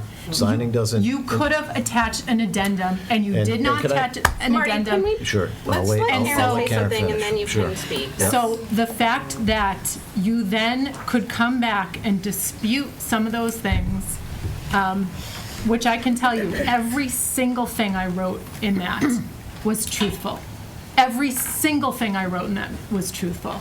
So for you to come out and dispute those facts, it was like, here we go again, for me. That's all I have to say to that one. Marty, it's fine, but I just want to make sure. I feel like I haven't heard from Donna and maybe somebody else that wants to talk, but. Signing doesn't necessarily indicate agreement, and if you'll recall, that evaluation happened in an empty room, and it went on at length, and I signed it, and it was an effort to move on because I was told that I was going to get a clean slate, we were going to start anew, and that's why at the time I just said, let's ride it out, let's deal with the evaluation. I certainly, I think you were aware of some of the concerns I had about some of the claims in the evaluation because we discussed a lot of it during executive session, but I was interested in moving on. Stephanie? I just want to say everything in my evaluation was also true. So essentially that article was saying 7 of us, if all 7 feel the same way, which I imagine they do, that all 7 of us were lying when you wrote that article. And you also apologized for things that you then denied in that article during our executive session. So when you saw your evaluation, you knew everything that was coming your way because we had discussed it at some point along the way. And you knew that. You knew the evaluation was going to be a poor one, and you chose to have it anyway, and you asked us to take back your resignation. I will say that I didn't see this conversation going this way. I thought we were going to get into the more productive moving forward, not rehashing something that happened last year. But since the article was brought up, I will say the article that you wrote in response to Alex Grant was both inaccurate and incomplete. I completely stand by my evaluation. Not only do I stand by my evaluation, I actually doubled down on it now. That was accurate. It happened. It is not common. Let's bring it back to some facts. It's not common for a superintendent to get a needs improvement borderline unsatisfactory. You did sign it. You agreed to work with a mentor. And you did agree to go on an improvement plan. All of that actually did happen. So to then go back and dispute the evaluation, and then when you sent the letter out to the Long Meadow community on March 7th, acknowledged in my conversations with the school committee regarding their legitimate concerns, I have recognized and apologized for my errors. So can I, I'll comment on that statement that I made where I took what I saw was the high road, and I'm always interested in acknowledging areas for growth and improvement. And I think I've been through a lot of evaluations in my career as an educator. I've always had supervisors who have indicated some shortcomings, and I've always recognized those and made an effort to improve. What is not in that statement is at the time I had proposed to the school committee a joint statement where we talked about, rather than a mentor, that we talk about some mediation and that we engage in improvement together. But instead, I was essentially asked to take on the responsibility for the fractured relationship last year, which I did in that statement. So I'm happy with not discussing this further. I agree with you, Beth, that it's time to move on. And I would just say that was my statement, and I think I don't want to speak for the administrative team, but I think they were looking for a statement from the school committee at the time. So that was my statement, and I stand behind that statement. Does anyone else wish to speak? I guess I just would like to know, how do you expect us, with a new superintendent, to build this bridge that will not allow for conflict, as you've described? Because it still feels very contentious even this evening. Our conversations don't feel genuine. I don't feel that we've been able to voice our concerns without hearing your perspective. And we've been told this evening that it's our perspective, but we're not able to come to an understanding of our mutual perspective. So how do we build that bridge? How does that foundation get established when I don't feel that we have come to a resolution amongst the 7 members of the school committee and the 10 administrators? Does anyone want to? I would just say to you that I don't know what that looks like, but I am committed to partnering with the full administrative team to do whatever it takes. I don't know if you have ideas of how you'd like things to proceed, but I'm open to whatever. I am open to all of that. I think we need to be able to understand one another's perspectives and hear one another's perspectives, because mine, from many of the things I've heard this evening, are very different. And I think until we can really, truly trust one another, we're going to have a difficult time building that bridge. I would agree with you, and I would be open to whatever types of conversations. I want to be respectful and appreciative of going to Dr. O'Shea and getting his permission to come and talk to whoever, if it needs to be a one-on-one, or we can set all of that up. I'm happy to do that.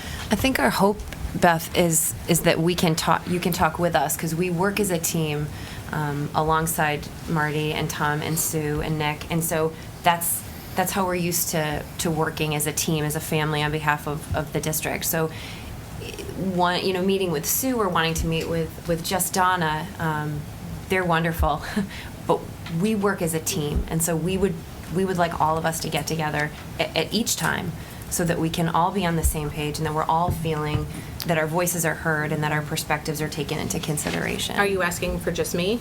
No, I'm saying all of us. Okay, because I just want to be clear that we are No. very bound by the open meeting law. Sure. So I want it's hard to have the conversation be very genuine when it's in a room with 100 other people and it's on camera. And I think initially we were hoping to have that workshop. That was a recommendation from a mentor. I actually don't remember if it was the first recommendation for the mentor or the woman who helped facilitate that September meeting with all of us. But I think that's where we were hoping that we can, in a direction that we can move. Because So was I. So was I. I was hoping for next steps out of that workshop. I think one thing I want to reiterate too, I'm sorry to interrupt, but I know we want to move forward, but I do think there's so many things we want to process with you. There's so many questions we have. You were talking about Superintendent O'Shea as if it's a completely different individual than the person we know. And thank you for acknowledging that you appreciate our work and you respect our work, but it's because of the leadership of Marty O'Shea that we've been able to accomplish the many things we've accomplished, and I think that's important to state that. We've seen other leadership, we've worked under leadership, and he has brought the district forward in a tremendous way, and we appreciate that. So while I want to move forward, I do think all of us have questions here about this whole process. And I think if we want to rebuild trust, I hope we have the opportunity to ask those questions. I do want to say something. Melanie, we did all listen to the statements again, and it was very painful for us to listen to the non-renewal statements, but we did do that.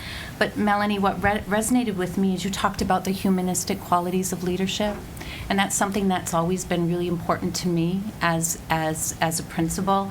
And you talked about assuming good intentions and accepting failure and learning from everyone and building relationships and drawing a team closer in harder times. So I'm assuming that you would like to be thought of as that kind of leader, and maybe all of you would like to be thought of as having humanistic qualities of leadership. So I guess I'm directing this question to all of you. Did you assume good intentions of Marty O'Shea when you said you gave him a clean slate? Stephanie, when you spoke with us, you clearly told us, as Tom said, that you did not trust him and you didn't think you could ever trust him. So then how could you assume good intentions of any action that he did? I'm thinking to the Peace Builders email. That was so benign in so many ways, but you, in my mind, didn't assume good intentions. I would love to speak to that. Yeah, I would love you to too, and I would like to. I sent an email to Dr. O'Shea asking, we had SEL on the agenda. All the administrators were going to be speaking about it in particular, and we got information on it. I sent Dr. O'Shea an email. I said I was having trouble finding Peace Builders alignment with Castle. Dr. O'Shea sent me back a really nice email saying, thanks for the heads up. I'll meet with Sue and Donna. We'll talk about any gaps. And I thought, okay, good. Let it go. And then your presentation came and nothing was addressed. So then I asked to meet with Dr. O'Shea to talk about how my feedback with him about the Peace Builders was addressed, and that's when we met. And during that conversation, I said, your email to me sounded like you were going to talk about that with Sue and Donna, and I said, why did you send that to me Well, he had told me he had no intention of following through with it. And I said, why did you send that to me if you weren't going to say it? If you weren't going to discuss it? And he said, because you needed to hear something. That is, your interactions with Dr. O'Shea are very different than ours. We are essentially his boss. He is your boss. When we talk to Dr. O'Shea about something, our perspective and our relationship is very different. There is a reason I do not meet with Dr. O'Shea by myself. There is a reason the other women on this committee do not meet with Dr. O'Shea by himself. The 4 of us are women. I'm not saying it as a gender. It is because the things that he says to us behind in closed doors is different than what he says to you.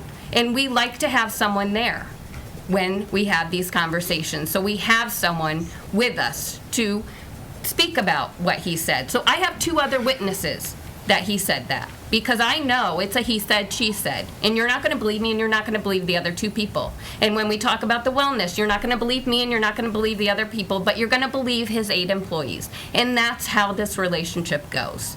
So Stephanie, you brought up a really good point. You brought up that you are Marty's boss and Marty's our boss. So I'm wondering, Marty has done an exceptional job to build mutual trust with us and to develop and grow all of us as leaders. He challenges us on many different areas. How have you all worked to have mutual trust with Marty, to have mutual respect, to grow him as a superintendent? When you talk about how he challenges you, it is really, it's a difference. So we're talking about how does this board interact with Marty on that level and challenge him, and how does he receive that? And it's very different. And I don't think we want to get into the back and forth, but it's a different relationship.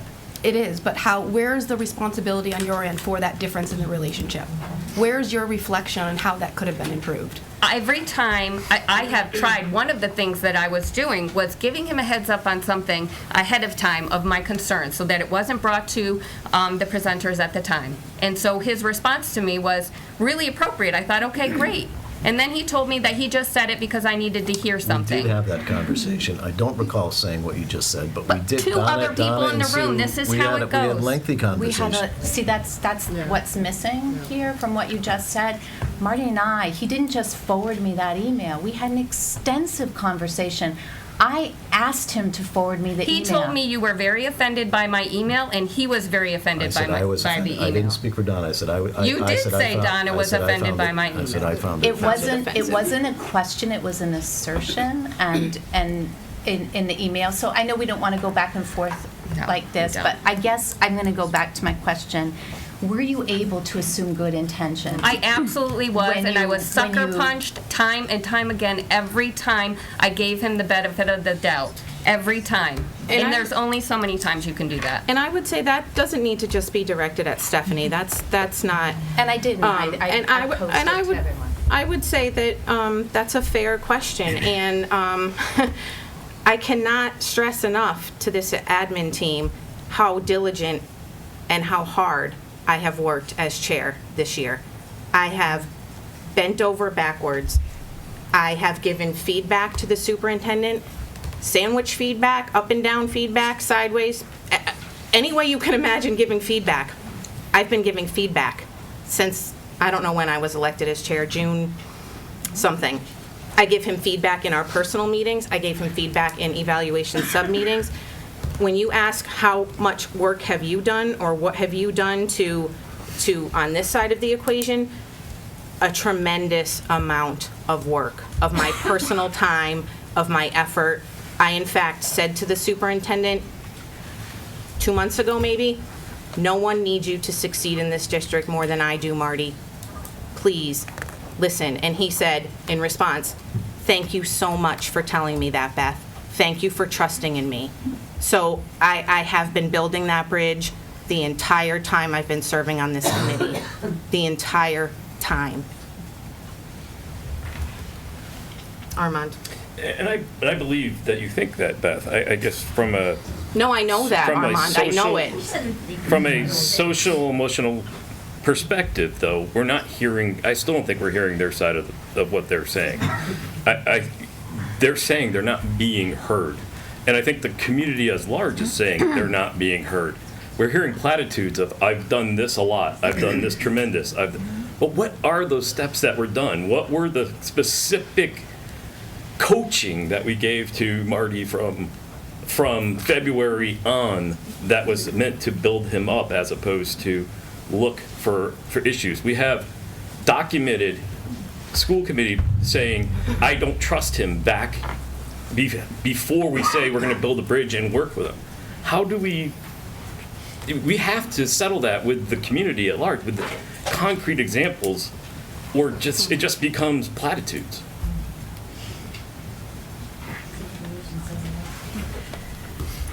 His evaluation says everything, Armand, and he had a mentor. That's all I'm going to say about that. Can I ask one more thing about the evaluation? You can.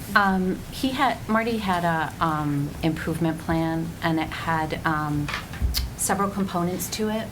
And again, when we listened to the non-renewal meeting, none of the actions, did you walk through the actions on the improvement plan to determine your decision for non-renewal?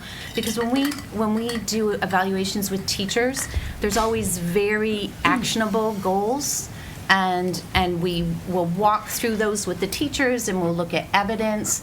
So when I'm looking at the first one, which I think a couple of you said that he totally failed at building relational trust and teamwork and an effective governance partnership with members of the law. And I'm looking at these 7 actions. Did you walk through those actions with Marty? Did we miss that in the evaluation subcommittee? Is it somewhere where we can see specifically what he did? Because this was a good faith agreement, this improvement plan. And I believe he had about, it was approved in October, and then he had about 25 days to meet the goals in this, but I'm just wondering about these, if any one of you could speak to these. I can, and I'll let you, well, I can let you speak when you're on that, but I believe that, and I wasn't part of the subcommittee, that was for his evaluation. Mm-hmm. And then Bronwyn had sent us an email, and I believe Marty had requested that a decision be made on his contract before the evaluation would be in the spring. Am I right? But isn't this ongoing? But you're talking about You don't consider the improvement plan, the actions on the improvement plan, you didn't consider that ongoing and something that you would take into consideration when you were considering a renewal? That wasn't, that's a question the team had. Mm-hmm. Because when we look at an evaluation process, we look at goals and we look at evidence that's presented by the person we're evaluating, and we're trying to understand how you came to that decision. I don't have the evaluation in front of me, and maybe Karen can refresh my memory, and Marty too, but from what I would say to you is that Marty did pull specific things out of his evaluation to focus on in terms of goals on his improvement plan. And yes, those were constant, like a living document. We were constantly reassessing. Is that a fair representation? Right, but with progress monitoring reports. Mm-hmm.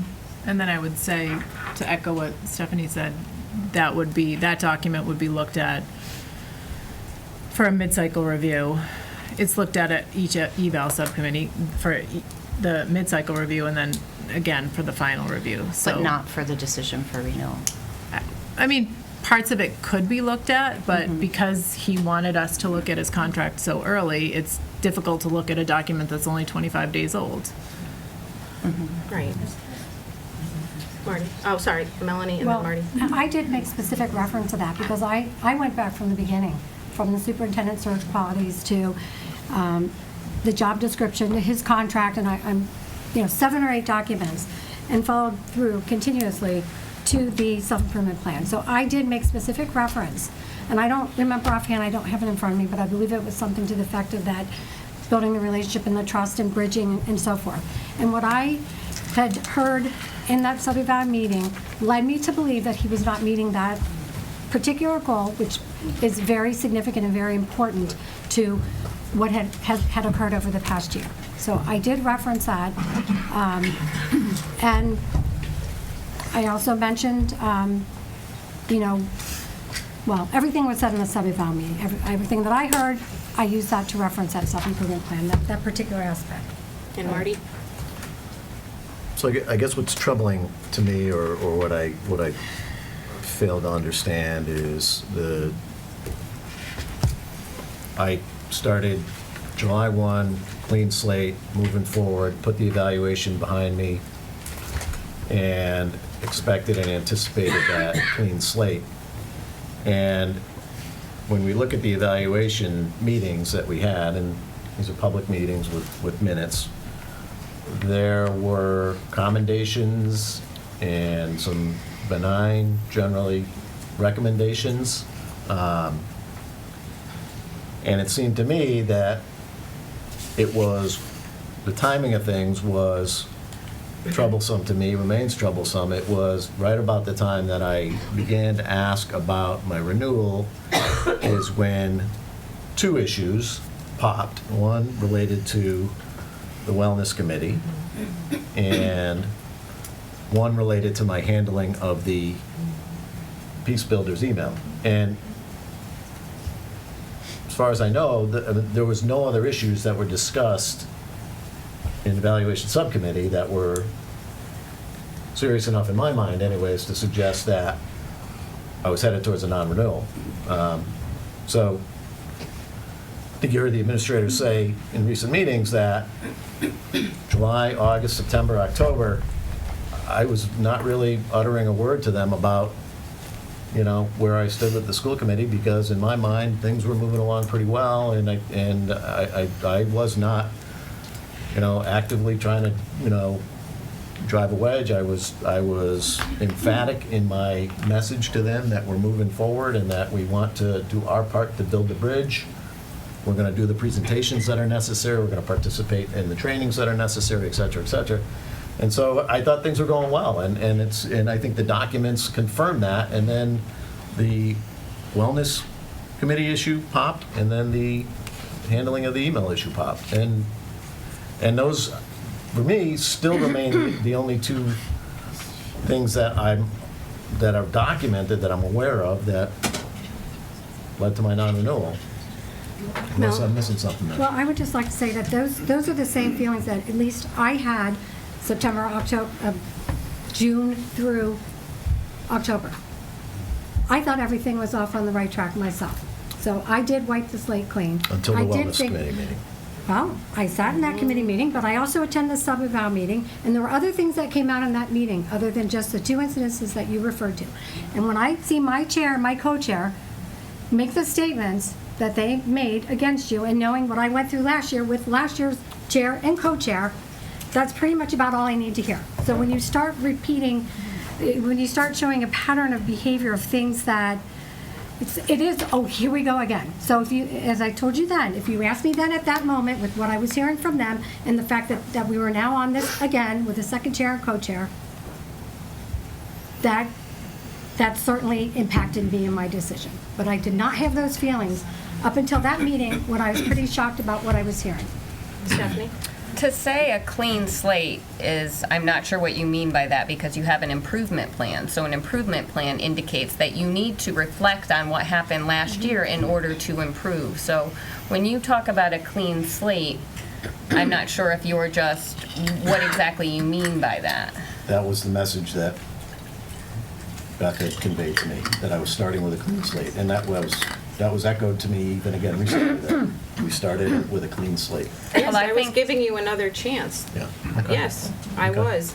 And it really pains me to hear you say that any feedback I gave you was considered benign or maybe not taken seriously enough. When your chair gives you specific feedback. It didn't rise to the level of making me doubt the renewal. It didn't concern you enough. I take all feedback seriously. Okay. Stephanie? I would also like to talk about that improvement plan. So you have an improvement plan. We're talking about a pattern of behavior where information is relayed relayed in what would be seen as a truthful way. And while things, I wouldn't point to one incident this year, but I will certainly say it was very troubling to me to hear you tell me that you did not intend to do what you sent me in the email, and you sent it only to because I had to hear something. I don't recall saying that. You absolutely did, Marty. My actions. You did say that, My Marty. actions demonstrate that we had lengthy conversation and continue to have lengthy conversations about that. So. And here we are. Bronwyn? I certainly want to hear more from the administrators, but I thought it's important to state for the record, as the fifth woman on the committee, I feel as though sometimes people talk about just the four, and sometimes you guys refer to yourselves as that as well, but I am the fifth woman on the committee. I feel extremely, extremely comfortable meeting with Marty on my own. We have met several times. Beth, you might not be aware of that. I know you requested that we email you when meeting with Marty or any other administrator. I did get some clarification on that, and that was just, it's not a mandate. No, but it is a proper protocol, Bronwyn, so thanks for letting me know that you're not following that. Okay, like I said, it's not a mandate. So I met with Marty several times, and I never felt uncomfortable. I didn't feel like I needed someone else in the room. So I just feel like, for the record, I need to state that. It's extremely important to me. Thank you. Okay, can we move on? Because, Armand, sorry. Yeah, just one. But we do need to get the agenda moving. We haven't done any of our business I do tonight. have a closing statement that I'd like to read on behalf Okay, I'll of let us. Armand make a quick comment, and then if you'd like to read, and then we'll wrap up. Yeah, and Mr. Grant said earlier a couple things which I don't agree with. Like, this was the first time we've had issues that have divided the town, and people got over it. That's untrue. I mean, you want to talk to somebody who was battered, you can talk to Marie Doyle, and she'll tell you how much abuse she took from people and emails and everything else. And as a friend, I know she did. And I can also tell you, from a redistricting committee perspective, having been on that committee, I was verbally accosted at Long Meadow Days by a resident in this town who was just using F-bombs inappropriately in the midst of children. So the point I'm getting to is that feelings are going to be hurt for a while. But unless we truly acknowledge what the administration staff is feeling, we're never going to move on. And so we need to acknowledge their side of the story to build that bridge. I would just agree and say that this is a good first step. I think it is, and I'll let Amy Goshton finish with her. Sure. Thank you. So in closing, we wish to be candid with the current school committee when stating one of our strongest concerns is that there have been limited actions from some members of the school committee that indicate the Long Meadow Public Schools administrative team's collective and individual voices were welcomed or would be considered throughout this process. That said, we've been an integral part of your evaluative conclusions. The assertions and ongoing narrative from members of the school committee that an us versus them relationship between the school committee and administration was fostered by Dr. O'Shea is simply not true. We state emphatically that this assertion, which resonates strongly in your statements that you've prepared previously, quite simply does not in any way represent our experience with Dr. O'Shea in any context, and we're grateful to let the community know that we can't share even one experience that supports this assertion. We hope that this point has come through clearly and respectfully. Sitting before you are highly educated veteran principals and educators who have dedicated their professional lives and personal lives to working with children. We recognize and know that what effective and passionate leadership teams look like, and yet we have not been asked to engage in a dialogue regarding the matters associated with Dr. O'Shea's ability to lead our team and our district.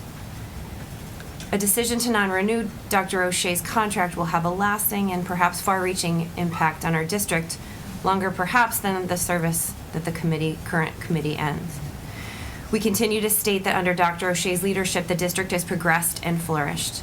We believe that under his leadership, there is a coherent and aligned path forward, one that all stakeholders helped create, that focuses on our students in positive ways. Importantly, under Dr. O'Shea, we have reflected and recognized areas that we do need to enhance and grow. And a shared vision of teaching and learning, a vision we hope and assume that you would recognize and share with us. We would be remiss if we did not amplify and reiterate the manner in which the evaluation of Dr. O'Shea transpired from our perspective. On June 25th, 2018, the school committee created and adopted the Superintendent's Evaluation Subcommittee. Dr. O'Shea's improvement plan was adopted after 6 meetings with ongoing revisions agreeable to the school committee. On November 14th, 2018, the school committee voted 4-3 to non-renew his contract. 4 members who voted for non-renewal did not share specific evidence, which we've talked about already, that addressed each indicator on the improvement plan. When educators and administration is evaluated, indicators are objectively reviewed and there is mutual sharing of evidence for each indicator. we feel that this should still happen in a transparent manner. A critical point is to recognize that there were 25 days for the school committee to make a determination about renewal, which perhaps is not a fair or appropriate timeline to make such an important decision for our district, considering all of the things that we've talked about tonight. We highlighted the 25-day period because members of the school committee have explicitly stated that Superintendent O'Shea did have a clean slate beginning the school year. Given the many conflicting facts associated with the decision to non-renew Dr. O'Shea's contract, and considering our deepest desire to draw the community together during this complex time, we stand very confidently and without any misgivings for and with Superintendent O'Shea, our teachers and our staff, countless Longmeadow families, countless students, and our Longmeadow community leaders. We request from the school committee that, in the very best interest of our students and of our district, that you rescind the non-renewal of Dr. Marty O'Shea, and we respectfully ask that you perhaps respond to this right now. I'll respond to that and say that Amy and the rest of the administrative team, we are stronger in what unites us than divides us right now. We have the same shared vision for our students, the same goals, the same mission. This committee will not be revisiting the vote. We made 2 decisions that evening, one for a 3-year contract and one for a 1-year. Both were voted on November 14th, and the committee is moving forward. I would like for the administrative staff to be able to move forward with us in this partnership, and I will, again, pledge and commit to do whatever that takes in terms of whatever you need to set up to rebuild the foundation. But I am and do remain confident that the good work that's being done in our schools every day is going to continue. I know this. Does anyone want to add to that?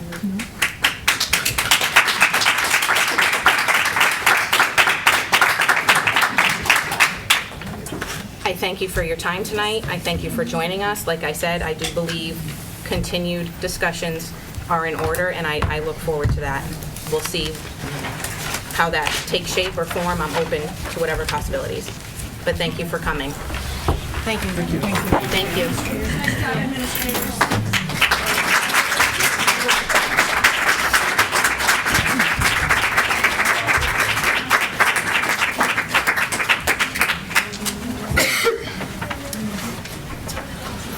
We'll just give a moment for the room to reassemble.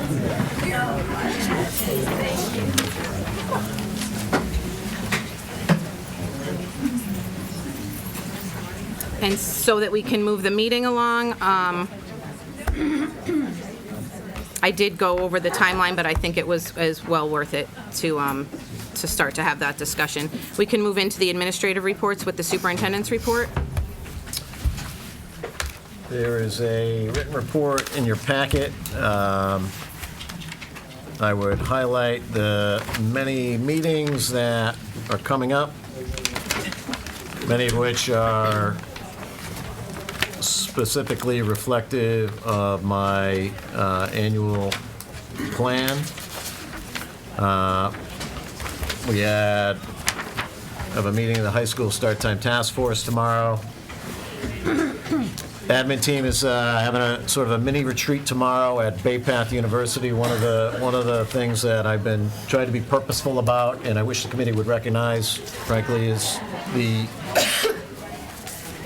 work that we've done as an administrative team. I really haven't experienced any feedback from the committee on this, and I would be interested in hearing the committee's thoughts on the work that we've tried to do with a lot of community partners. Specifically, Bay Path University it's been a very purposeful measure that we've taken to engage. I'm sorry. I'm sorry, I don't mean to interrupt. I just feel like open meeting, we have to have the door open. Yeah. So again, I've made the point many times that one of my prime interests is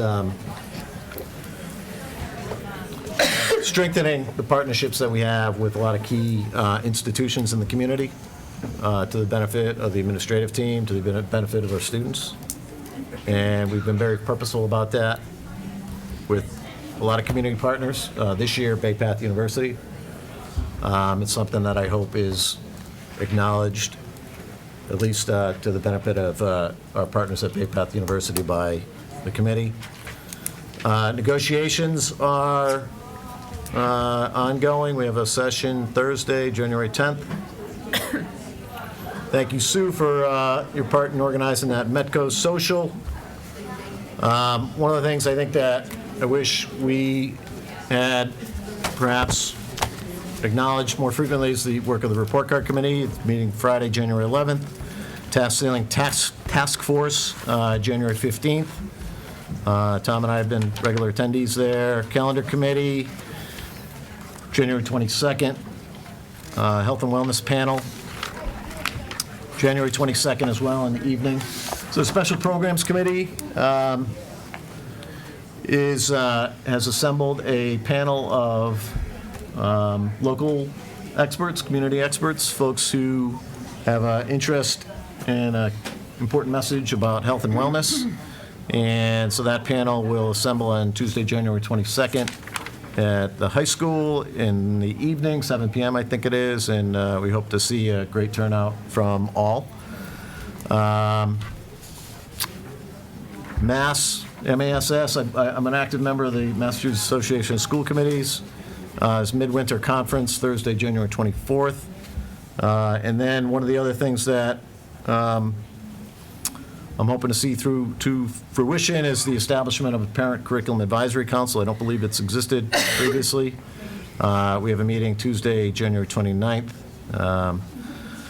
School safety notices, have been a number of notices sent out. One of the very innovative things that we've been involved with this year is the implementation of Say Something. This is an anonymous reporting system that will allow students to report anonymously on issues of concern to their safety. And we'll be training students in that in this week, and then it will go live very soon. It's a Say Something anonymous reporting system. Would love some feedback from the committee on that. Huge credit to the administrative team for their work in establishing reunification plans. So always looking to take it to the next level in school safety. This year we have established some plans that would be put in place in the event of an evacuation and/or relocation. And then finally, another new thing this year is the meeting, it's a state requirement, frankly, meeting a substance use preventative screening program for students in grades 7 and 9, rather.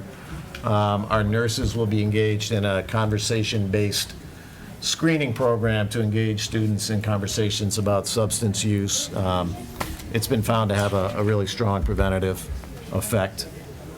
Wolf Swamp, you'll see the note there regarding the restoration. Thank you, Tom Mazza. Thank you to our partners at DPW for their quick response to the flood-damaged classrooms at Wolf Swamp.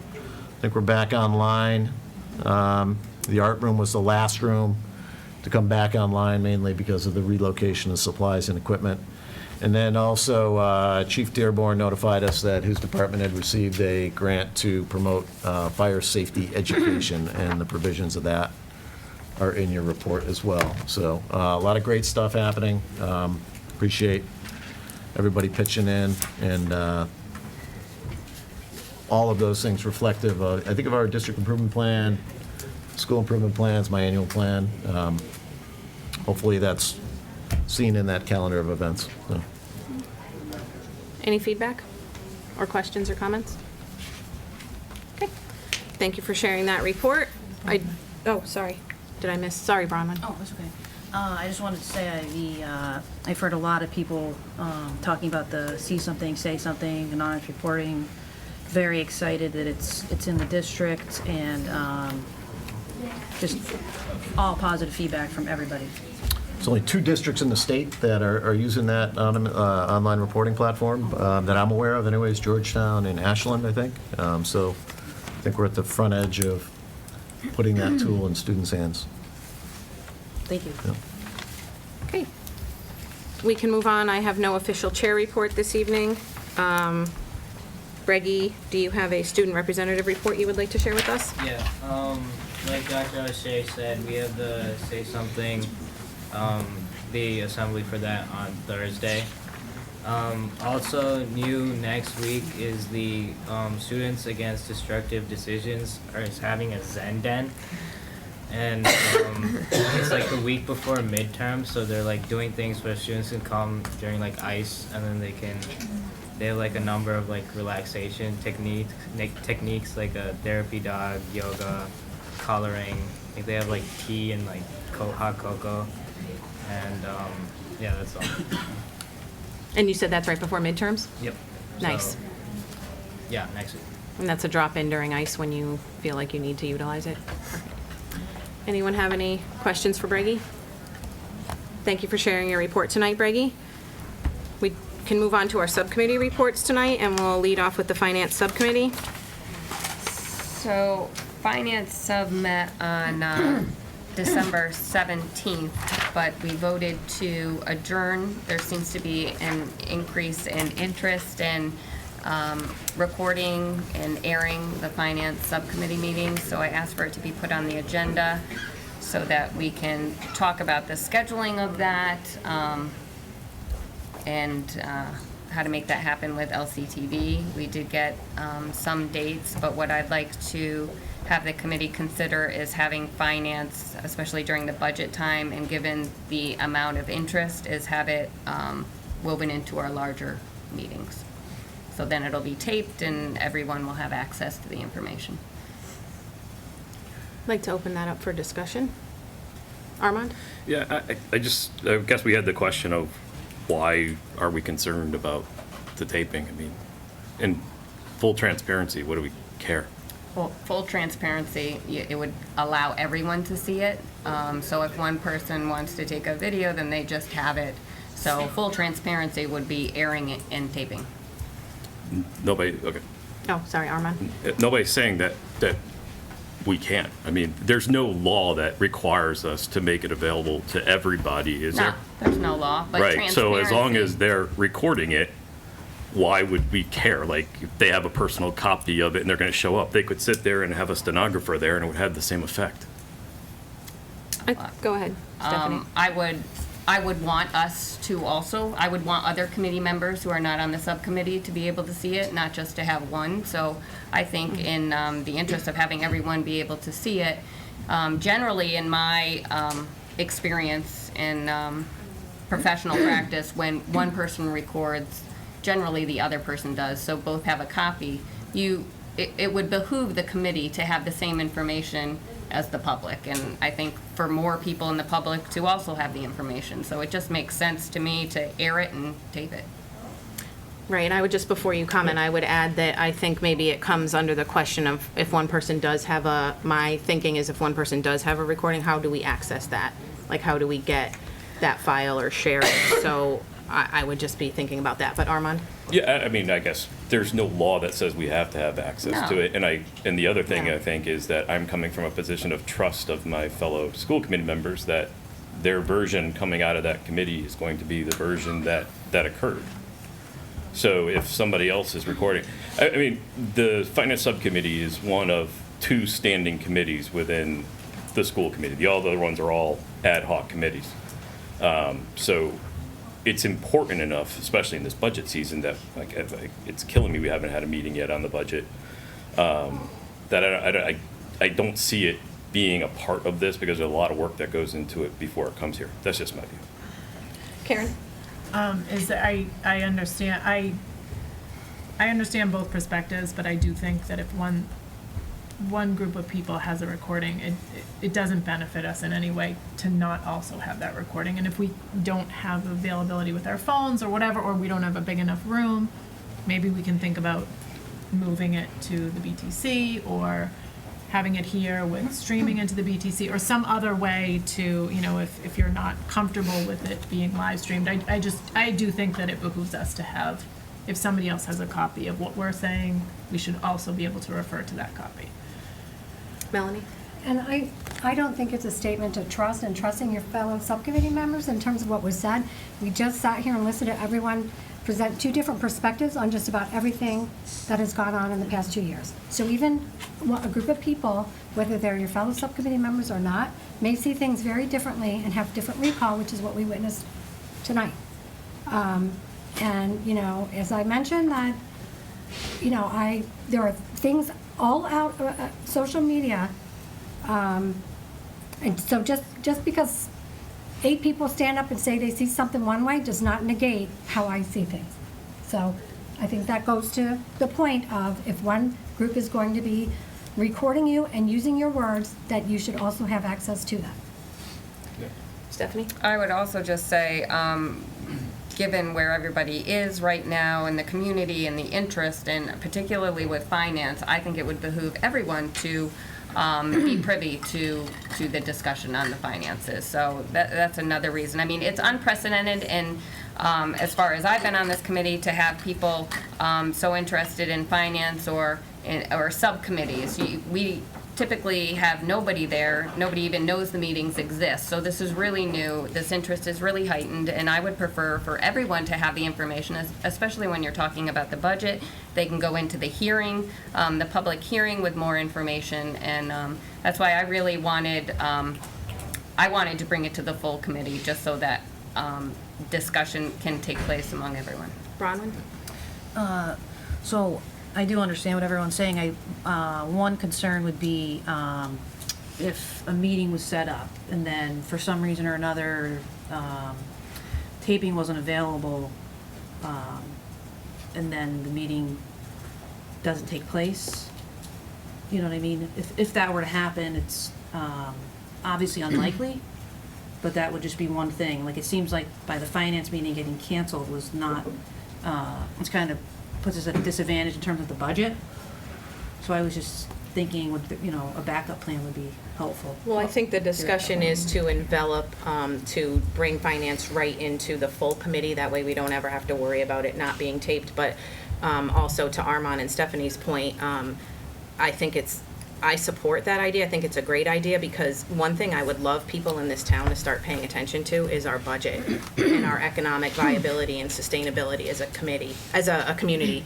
I think a byproduct of the superintendent's contract non-renewal is that people are interested in us now. And I actually like that, because we should be talking about the budget. I agree with Armand 100%. It does concern me. It's one of the largest things that we're tasked with as a committee. And what's coming up in the years ahead it's very critical time for our community. So I would love for people in the community to start paying attention to the budget. Armand? No, I agree, totally agree. I guess, and I have no, I'm okay with that if we want to bring finance in front of everybody. The more the merrier, get it out in the open. I just think it presents a slippery slope on what happens on evaluation subcommittee, what happens when somebody wants to tape, or what happens on any one of the 10 subcommittees that are out there right now when somebody wants to tape. Are we going to adjourn every meeting and not have it because somebody else wants to tape and we're not set up for it? Stephanie? Well, I think your question is, this is really unprecedented. We've not had this before, and that's why we had adjourned our meeting, because we weren't prepared. I think that everyone at this point for a subcommittee, I don't know where policy is, but may want to be prepared to have LCTV available. I think it behooves the public right now to have finance come to the full committee because of the interest in it, and I think it benefits everyone, whether you do that for eval sub or make other arrangements. That's another topic. I'd just like to hear Tom's perspective on this, because you put a lot of time and you're a big component to this. I'll do whatever the will of the committee is, but what I would point out is when we meet at Finance Sub, we spend at least an hour, if not longer. So if we're pulling that into the school committee agendas, then you have to plan on that time, because some of those discussions, Beth, Stephanie, you guys, how those meetings can last. So our meetings here can run 2 or 3 hours already, when we've already done a lot of the legwork and the subcommittee meeting regarding some of the financial issues that come forward. So I just wanted to point that out, that would create a challenge. I feel like... I'm sorry, Stephanie. I'm just going to go to Bronwyn quickly, because I saw her hand, then I'll come back to you. Okay, just a question. So, if you kept it like a contained meeting with just the finance sub, could that be filmed? So then we're not taking the hour or so, an additional hour or so at the regular meeting? Am I misunderstanding it? Yes, I think there was some concern with LCTV about adding another, and correct me if I'm wrong, Diane, adding another full scheduled meeting. Yeah, Okay. They were not thrilled with that. Yeah. Okay, So we I have didn't to know that. We have to work within the parameters of LCTV is what, I'm just going to let Marty speak, and then I'm going to go to Stephanie, and then I'll come back to you. I mean, our laptops have cameras. We can just prop it up at one side of the room and record finance sub. The file transfer won't be a problem. It's easy enough. Okay, Stephanie. I would prefer LCTV. It's aired, it's recorded, everyone can access it. If we do it on our computer, it's only for us, and it's not, I just think if we're talking about transparency and people having the information, this is, you can't get more transparent than that. Right, and I would agree with that for budget season. I think maybe that's the way to go with finance sub, just through the budget season. Then maybe we go back to our regular, and then if we have issues at the various other little subcommittees, maybe we explore however we can record something on somebody's, if they have enough room on their computer or storage, so that we can then share that data file. But I don't know how anybody else, I didn't hear Karen before I go to you. I don't know if you have an opinion. I heard a lot of people talking, and before I go to a second or third, I just want to make sure you're good. I'm good. Okay. Bronwyn? I was wondering, Nick is still here, if he had maybe an option in terms of technology, maybe, I don't know. Just looking for another way that we don't have to bring it into the full meeting, if they're going to be super extensive meetings, but still having people, have access to it. Yeah, I mean, it's kind of a solved problem when you think about it, right? I mean, there's plenty of amateur people who record, like, gaming sessions on a computer and upload it to YouTube. I don't know what meets our requirements, but you could just prop up a laptop at the end of the table and record video, or if you have an iPhone, you can record the audio in the room and upload it to LCTV's website or YouTube just as well as any other audio file or video file, so. Oh, okay. Yeah. I just want to please come to the table and join us on this discussion, because from it LCTV. impacts I you. just wanted to come in to say that I know Diane had emailed us asking about it, and I was hesitant to add another meeting to our regular schedule, but I also wasn't sure when the finance subcommittee actually meets or how often or that information. So I mean, it's possible if you get that to us that we might be able to work something out. If we can find out just when it is and how often and things like that, I can talk to the staff and we can see if we can make that happen. Okay. We're open to it, so. Okay, so Stephanie, your chair is finance sub, and I'd hear from you and Tom before I speak on that. Thank you. I would prefer to bring it to this committee. If we find out that it's extensive, which I think we can, especially during budget, I think there's a lot of benefit to bringing it to the full committee, and then see how it goes, and then if it ends up being too much, or then we can revisit that. But my preference would be to have the community view our finance. So Marty. budget presentation is the 23rd.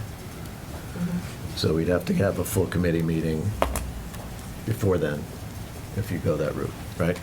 If I'm understanding it correctly. Yeah. Or we could switch it. If LCTV could record it, or like Nick was saying, amateur recording, and post it to LCTV's website, isn't that essentially the same thing? I think there's just unless LCTV records it, there's no guarantee of anything, So why don't we explore it to see if LCTV can do it and upload it to their... Well, they could. We would have to figure out a time when they could, and we could meet. My suggestion was just to bring it to this committee. Again, subcommittees they were designed to be more of a workshop. They weren't designed to be on camera. I think we're in budget season. I think at minimum we should have LCTV record them. I would just prefer to do it where we're all able to have a discussion on the budget items. But if people don't want that, then I can revisit it with the other two finance, members about a date and see if LCTV is available. Or is it a possibility to think about maybe the way we do like our, have our students come at 6, maybe see if the night of our regularly scheduled meeting, maybe we could go bump earlier. finance sub and put it right on top of that meeting, maybe like a 5:30 start and give it an hour.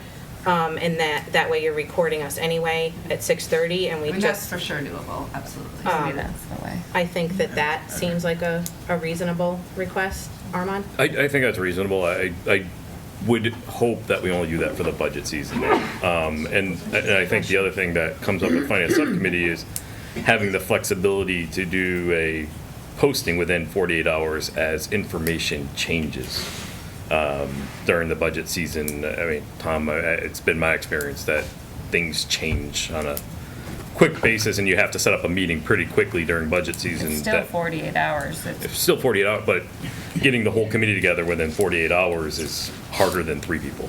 We haven't had any surprise.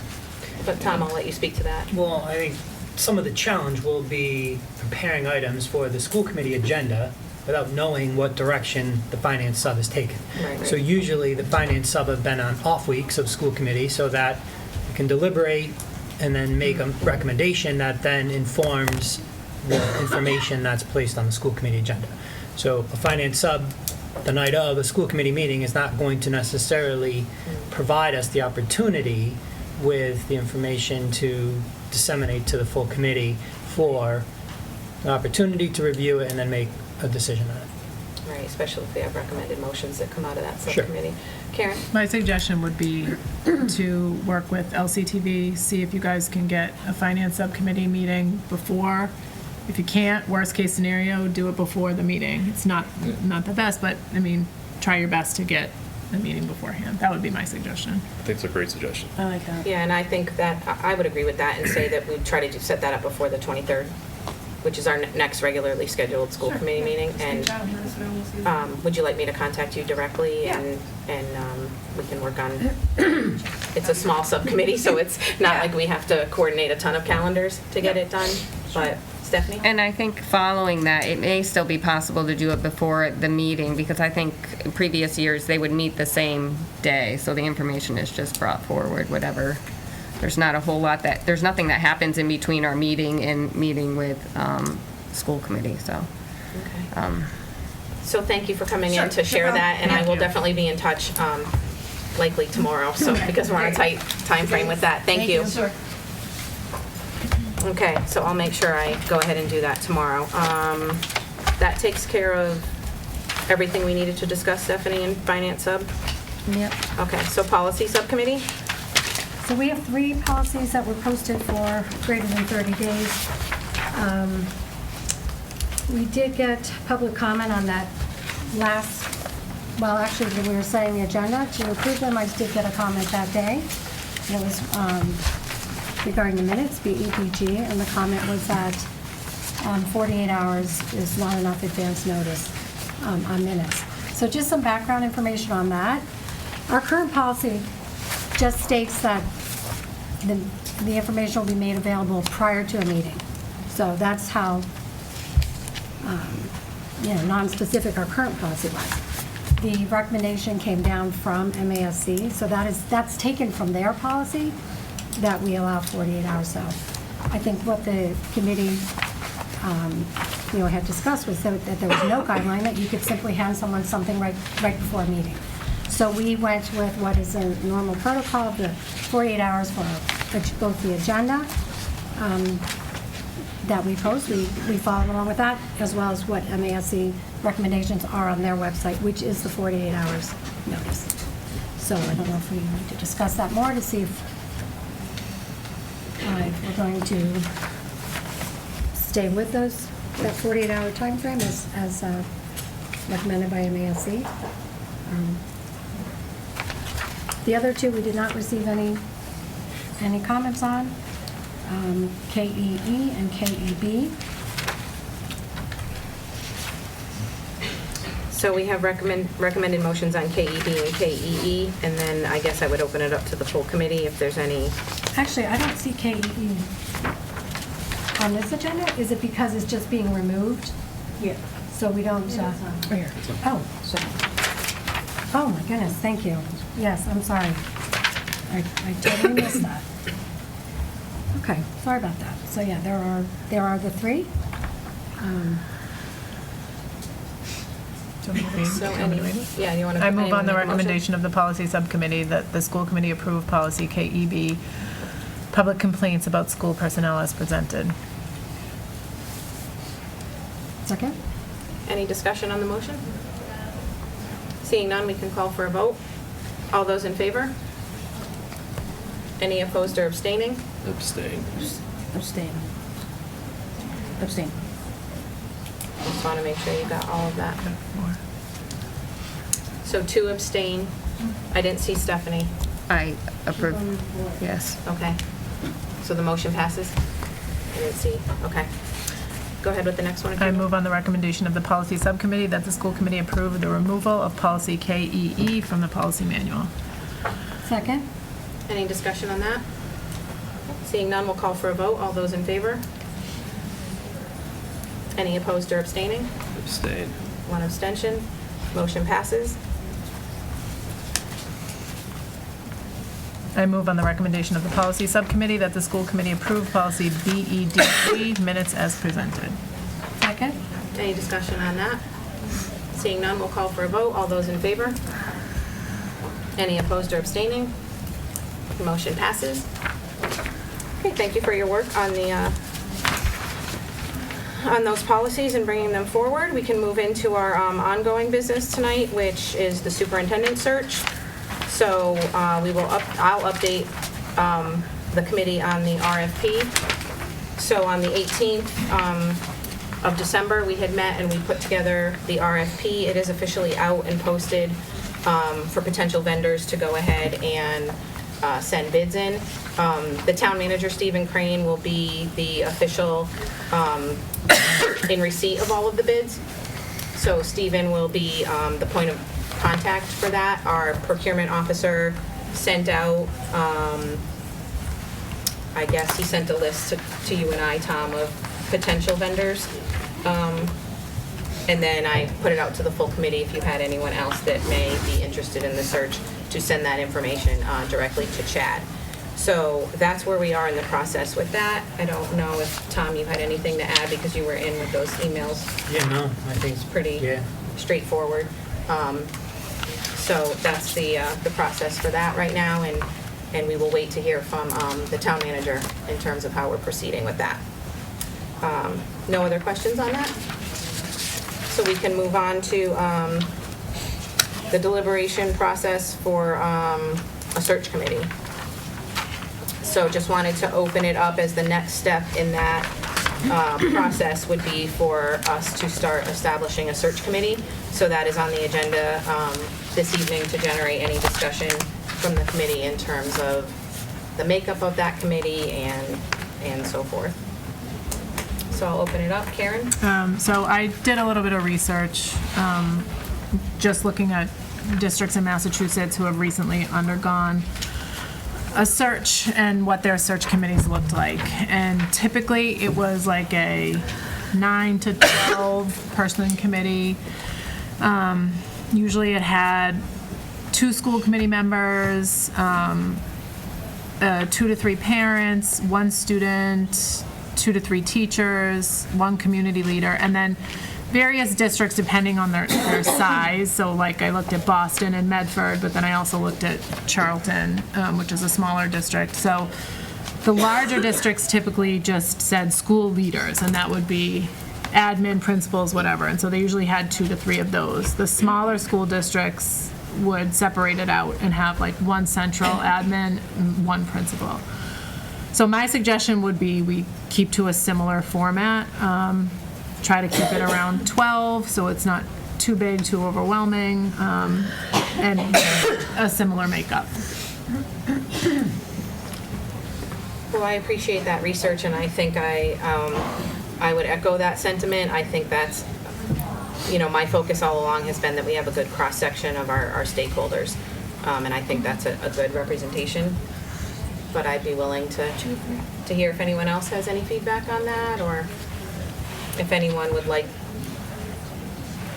to talk about those numbers. Armand? I trust Karen. I think the research is great, and I just move forward. That looks like a good cross-section. Okay. Everyone comfortable with that target number? 12 being our target number? I think so, yeah. So then we would have to go ahead and talk about how that committee comes together. Stephanie? I believe per our policy, we have to vote to have you appointed. Am I correct? Yes, I can appoint the subcommittee or search committee, but yes, we would discuss and vote. Karen? So just to follow up on the research that I did was typically typically it would be the chair, depending on the district, again, the size. The chair could be the mayor of the city. So most of the research I did was that people would put in applications, and the applications are it can be as simple as an email out to the community, to admin, to staff, asking for interest in the participation, and including your background and what stakeholders you would represent. So if you're a teacher and you also have a student that's a special ed student, then it would be good to get that kind of cross-section. So sort of put out an application, put out an inquiry, get some applications back that would be directed to the chair, and then the chair would just appoint, getting a good cross-section of everybody. Okay, Armand? Again, I think it's a great suggestion. I would have no issues with that. The only question I would have is, should we wait to do that kind of committee until we choose the vendor from the RFP to run it by them, just to get their expertise? I mean, it kind of isn't that what we're paying them for? Yeah, I would say some of these things we should be doing hand in hand. Some of these things we have to, as a committee, establish for ourselves. And I think this is something that we can at least start the process, because I would imagine as the interest comes in, there's a time frame of back and forth between when people respond, and I think it can be going on simultaneously. Karen? I agree about the simultaneous. I do like the idea of getting the perspective of the RFP, so I think maybe tonight we could just vote on, I don't know, do we need to vote? Did you say we do need to vote on the policy? We do need to vote. I would like to, though, I think based on what Glenn had said from MASC and what just sort of makes sense is that I think you do have to do them simultaneously, because it's not going to happen overnight that you're going to have a committee of 12. You've got to be able to put it together. And then you could maybe we don't vote entirely on that number and you can run that by them, but I think you've got to be working on part of it, Right, at least maybe soliciting from the community part could be happening. Did you have something? Yeah, that's just what I was going to say. Put it out there and solicit interest, and then you can, if you decide 2 versus 3, I think that can be figured out. Yeah. It'd be helpful to start getting some input. Yeah. No, I agree. I think, during the if we're doing it simultaneously, during the questioning period of the RFP, like vendors that come in, we can solicit their opinions when we're doing open questions. So, I would agree. or get that to Stephen Crane to make sure he It's gets part of that part of the process, yes. I would agree with you. So I would entertain whatever step you want to do in terms of voting for that. One thing I would want to add in the makeup, I have had people reach out to me already saying they're interested in being on the search committee, and I do think it's important. I'd like to add in part of I don't know if you want to say community leader or just community member. I'd like somebody from the senior population to be represented on the committee. I think that's an important piece. So I'll make a motion to have Beth appoint the superintendent search committee. Second. Any further discussion on the motion? Oh, can I ask, how does that, well, I guess we can find out later, because I don't know how it works with the chair being on the, appointing the search committee and then being on the search committee. My preference would be for you to be, that can be figured out later. Okay. You have to be able to appoint it, so. Right, I would work with you, Diane, to send out an all staff and community email. Okay. So we have a motion that's first and seconded. Armand? I just would like the motion to reflect Karen's research on it, not be open-ended like that. Oh.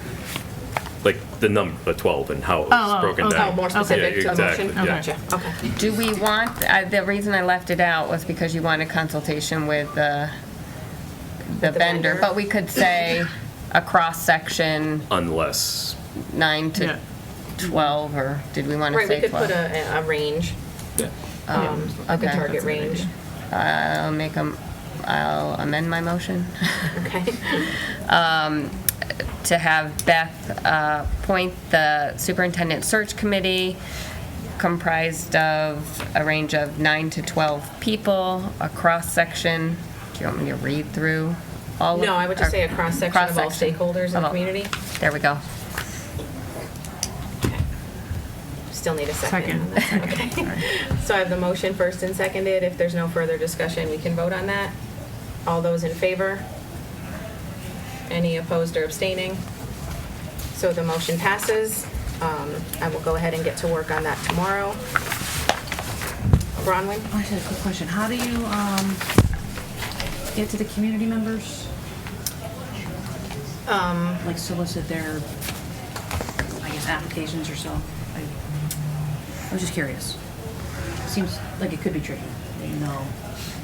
I feel like we'll have to think about using a format to reach the community in terms of maybe social media or Long Meadow News, a press release, something like that, I would imagine. Thanks. Any other? No? Okay. So we'll move on to, I believe, the school calendar discussion is up next for the 2019-2020 calendar. You have a revised, proposed 2019-2020 calendar. We went back to the calendar committee, really essentially to take a harder look at the Veterans Day week. So previously, that November 19 week went Veterans Day, PD Day, full day, and then elementary conferences. And so based on the feedback we received from staff and community, school councils, PTOs, PTAs, the calendar committee is bringing forward a recommendation to, the only change would be to move the November 12 Professional Development Day to November 7th. October 7th, excuse me, thank you. So it bumps up against Jewish holiday, and October still has some good stretches of instruction in there, and it gives us a little bit more continuity in November. Full recommendation of the calendar committee to move that PD day from November 12 to October 7th. So I know a lot of parents in the community are anxious to hear what 1920 looks like, so if you're comfortable with it, could entertain a motion to approve or send it back to the calendar committee. I move on the recommendation of the calendar committee that the school committee approve the 2019-2020 school calendar as presented. Second. Any further discussion? Seeing none, we can come to a vote. All those in favor? Any opposed or abstaining? So the 2019-2020 school calendar has been approved.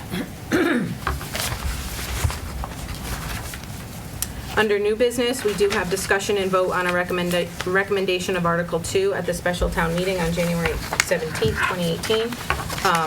As noted previously in the moderator's comments at public comment, she is looking for a recommendation from the Finance Committee, the School Committee, and the Select Board, specifically in terms of Article 2, which you have in your packet on the warrant. She did say that recommendation is not required, but it's something that I wanted to put on the agenda and allow us to be able to discuss. Any type of recommendation we would make on the floor at town meeting would simply just be read by the chair and entered in. but I wanted the full committee to be able to discuss that. Armand? I thought they were taking no action on Article 2, but if they are, then I would move that the committee recommend that we vote no, that the town vote no on Article 2. I'm not sure about no action. I know that it was unlawful. It was the opinion from town council, but I would echo your sentiment and agree with you. Karen? I would agree to vote no. Was there a motion? No motion? Yes. Yes. Motion. Did someone second? I'll second. Okay. So we have a motion that the school committee recommends that we vote no on Article 2 at the special town meeting. Any further discussion? Armand? I would just say, the powers of the school committee are expressly provided within Mass General Law, and that the article would not be above Mass General Law, and therefore the article, I think, is just a bad article. I get the intent, but it's not a good one. I like what you're saying, and I'm not writing it down, but I'm wondering if maybe if you wouldn't mind maybe just cleaning up that statement and just sending it to me so we have because I like what you're saying and involving Mass General Law. If you feel comfortable with that being, or whatever the committee wants, do you prefer I just say that we don't recommend the article? I would just say we don't recommend the article. Those are my reasons. Okay. I don't think the article is a good article. Okay, so we have a motion, it's been seconded, no further discussion, let's call for the vote. All those in favor? Any opposed or abstaining? Okay, so the motion passes. Under new business, we also have our discussion on Mass School Building Authority, discussion on the statements of interest for the 2 middle schools. This does not require a vote at this time, it's an informational discussion. So you received notification that Long Meadow was not invited into the eligibility period to address the facility needs of our 2 middle schools. That letter came to us from the Mass School Building Authority. So it was a pretty small pipeline, I think, this year. My understanding is that there were 70 applicants to the MSBA core program. Only 12 were approved. So that's as small a number of core programs accepted as I'm aware of in recent years, and 12 out of 70. So you understand that the threshold to be accepted into that repair program or renovation program is high.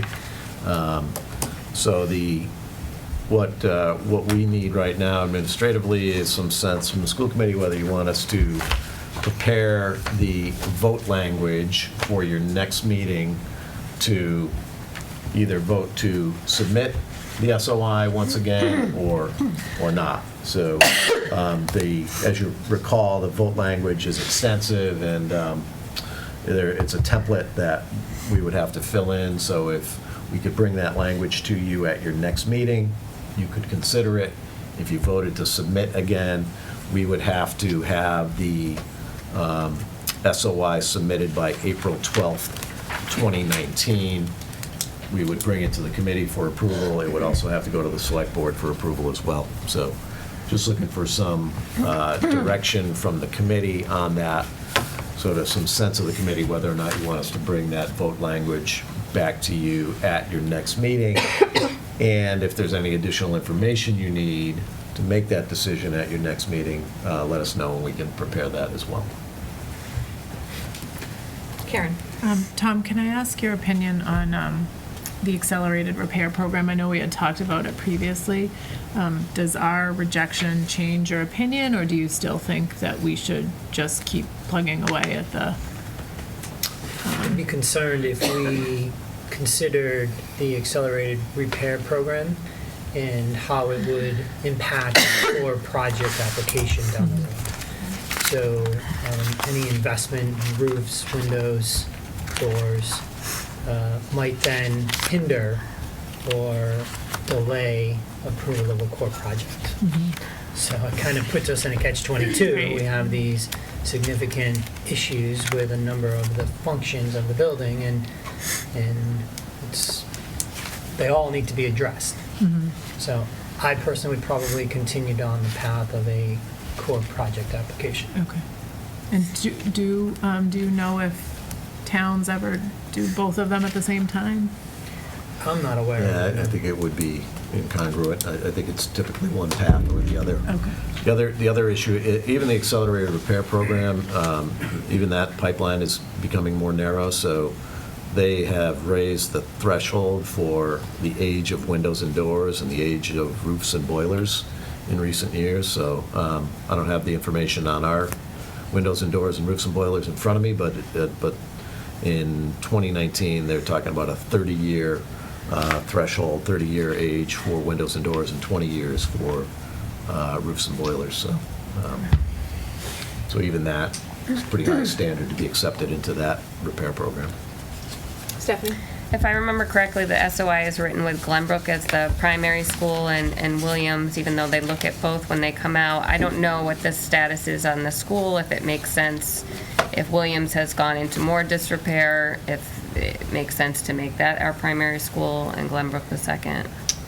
I don't think there's been any major issues that would suggest that Williams is a better candidate to be the primary SOI. I think really it's a box you have to check to have them entertain or consider the SOI. So I think whether it's Williams or Glenbrook, I'm not sure that's a high stakes decision. I haven't heard that it is. It's really just a matter of getting the MSBA to consider the SOIs. They know that they're kind of presented hand in hand. I think with Glenbrook, it was the attention to the physical layout and how it challenges us in terms of providing safe, secure environment. Not to suggest that we're not doing everything we can to ensure that there's physical safety there, but that was the open classroom design is not sort of consistent with modern safe designs, and that was the reason we put Glenbrook out there as the primary SOI. But if you want, we could certainly, we can talk, we'll convene on that and consider if there's been any sort of shifts in the picture at Williams that would suggest it should be the primary SOI. I'm not aware of anything major that's occurred since our submission last year. And I'm just going to quickly, because I just thought of this when we did our summer walkthrough. Marty, do we know if we ever got an official report from I believe they're the permanent building committee? It was Mary Beth Bergeron that was heading that. We never got a full readout from that, because that would be helpful information, I think, for the full committee to have. Right. I can certainly reach out to her and see if there's anything. I believe when we walked through that there was a report that was going to come out of that. There was, yeah. Okay. Yeah, that would be helpful to feed that into the new SOI if you choose to submit. Right, because that certainly would bring attention to some of the things that we had just witnessed this past summer. Armand? Yeah, no, just to Karen's point earlier, I mean, it took us, what, Tom, 4 or 5 swings at the bat to get the high school approved. We kept going back to the SOIs, and it was laborious going back to all the boards and towns every year to try and get the sign-off, because as the boards changed, so did some of the agreement on the necessity for that, and the final one was actually pretty contentious getting it in front of them. So, and at the same time, we can't just keep putting off maintenance type stuff or quality of life type stuff, like especially at Glenbrook. Like, is there a way for us from a capital budget perspective to air condition maybe like they're recommending the cafeteria, just so there's a place the kids can go to cool down? For me, that the open class space, I get the safety aspect of it, but I've had 2 children thrive at that school, so the building's not like keeping them from learning. I get the safety aspect of it, but the heat aspect concerns me a lot.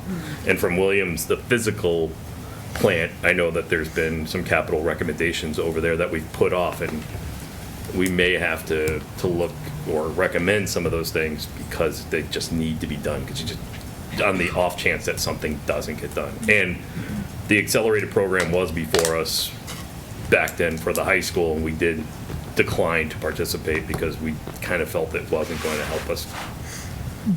They were not going to replace windows, and then we're going to knock it down. So Right, I would agree with Armand that we have to, I see no harm in resubmitting the SOI, because I feel like just, there's no harm trying. Let's keep going at it with that. But I do agree with Armand that we can't do the cross our fingers and duct tape approach. We have to really, as a committee, be thinking about, in terms of the budget, how we're allocating those dollars for what we have, and constantly be talking and working with Tom on that capital list of things that we submit, and just keep focusing on that.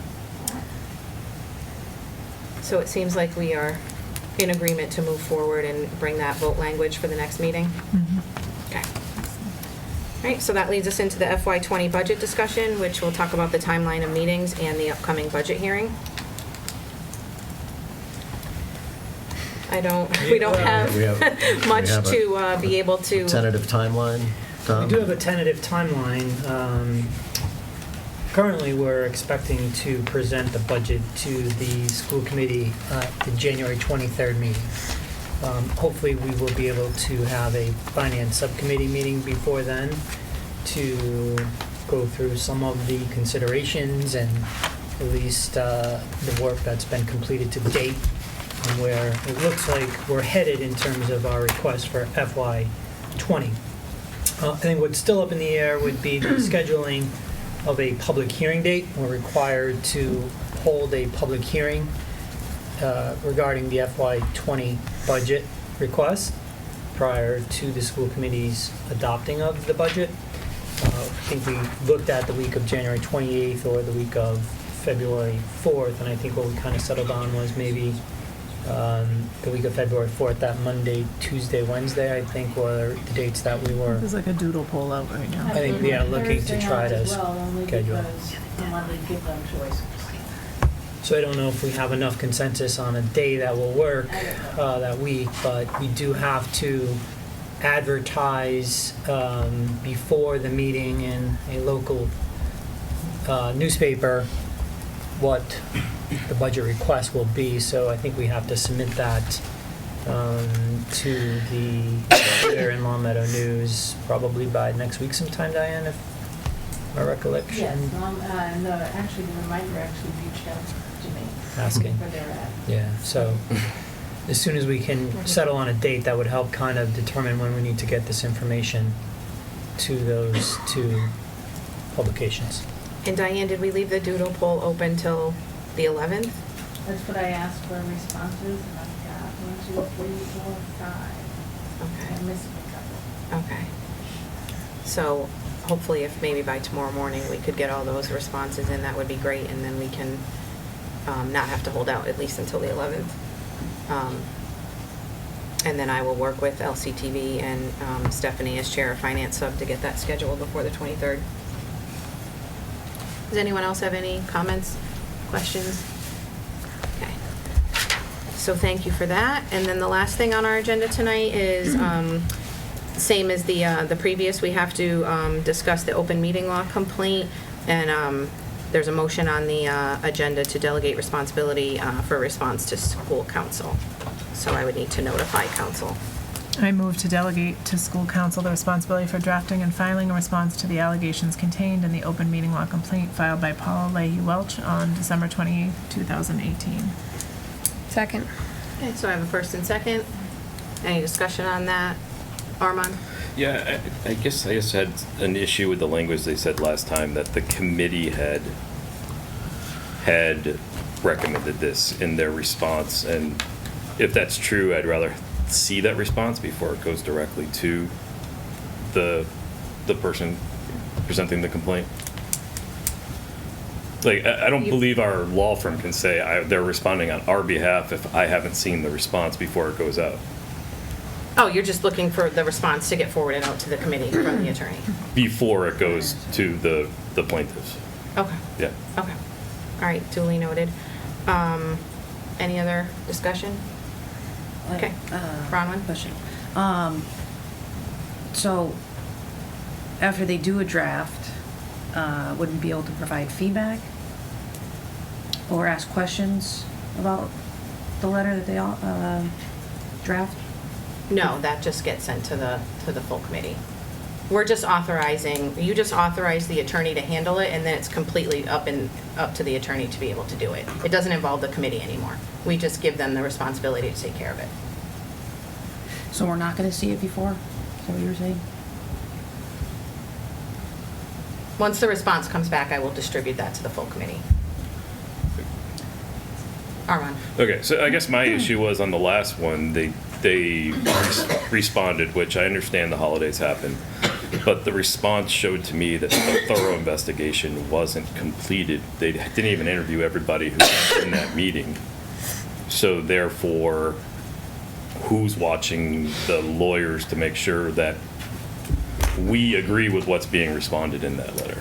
Well, I would say fairly that the lawyers represent the committee, and the lawyers obviously will interview everyone on the committee. That's who they're, we're the client. So I have full faith in the attorneys to be able to go ahead and handle the complaint for us.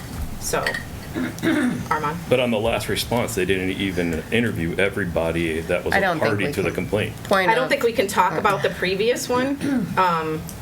I feel like we need to move forward with how we're going to decide, because we don't want to get into a deliberation about any decision on a previous complaint that's not on the agenda. So I would say we have a motion to first and second, and we'll talk about this. Then I'm talking specifically to this one, is that I would not feel confident in, I would want us then to make a motion that a full investigation be completed to the satisfaction of making sure everybody who is in the complaint is at least interviewed as part of their diligence. We have a motion on the table already. And I think that you either feel confident that the attorney's going to do that, and if you don't, I certainly would say that you have the right to not vote that way on the motion. But I would go ahead and say we have a motion, it's been seconded. All those in favor of delegating responsibility to the school committee's counsel? Sorry, Bronwyn, I don't see your hand when it... It's just a little bit confusing to me. So we're basically just saying, you like do whatever you want with it, even if we, like, I don't feel comfortable that it's coming from the full committee if I don't necessarily agree with the, like, investigation or what they actually did. You know what I mean? I don't want my name associated with that because if I don't agree with it. Well, you're a member of the committee, so the council is, we're the client. So when we give it to the attorney, the council, the firm, represents all of us.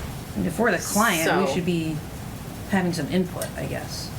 That's not the way it works, though, Bronwyn. You give it to the committee, you give it to the council, and they go ahead, and if, however it moves through the channel. It's not a process where we're involved in it after. That's not the way it works. We just have to decide as a committee if we want them to handle it or not. So, Armin? So then, substantively, should the members who are named in the complaint recuse themselves from voting on the complaint and the handling of the complaint? No, because we just let the attorney make that determination. You're more than willing to not vote a certain way. But we have to do this. We have to bring it before the full committee. Armand? Yeah, no, we're having discussion on the motion. I'm Yeah, discussing no, it's fine. the I'm just- motion, so Yeah. I agree. I mean, you think you can tell how I'm gonna vote, but Yeah, that's fine. we're just having a discussion. Yeah, no problem. So, I guess I just don't understand why we don't get to see a draft if the letter is representing the committee. So that we can have follow-up. If we're the client, we're paying this person, why are we just saying, here, we voted to do this, so go for it. And then we receive the information and, what if it's not up to our standards? well, we're not attorneys, Bronwyn, so the attorney handles it, and that's their level of expertise. But I'll go to Well, I would Melanie just and say then Karen. That is what you're paying them for, their expertise, and you're also delegating, you're opting out of that basically, if you agree to this. Yep, you're just basically saying the committee doesn't want to handle it.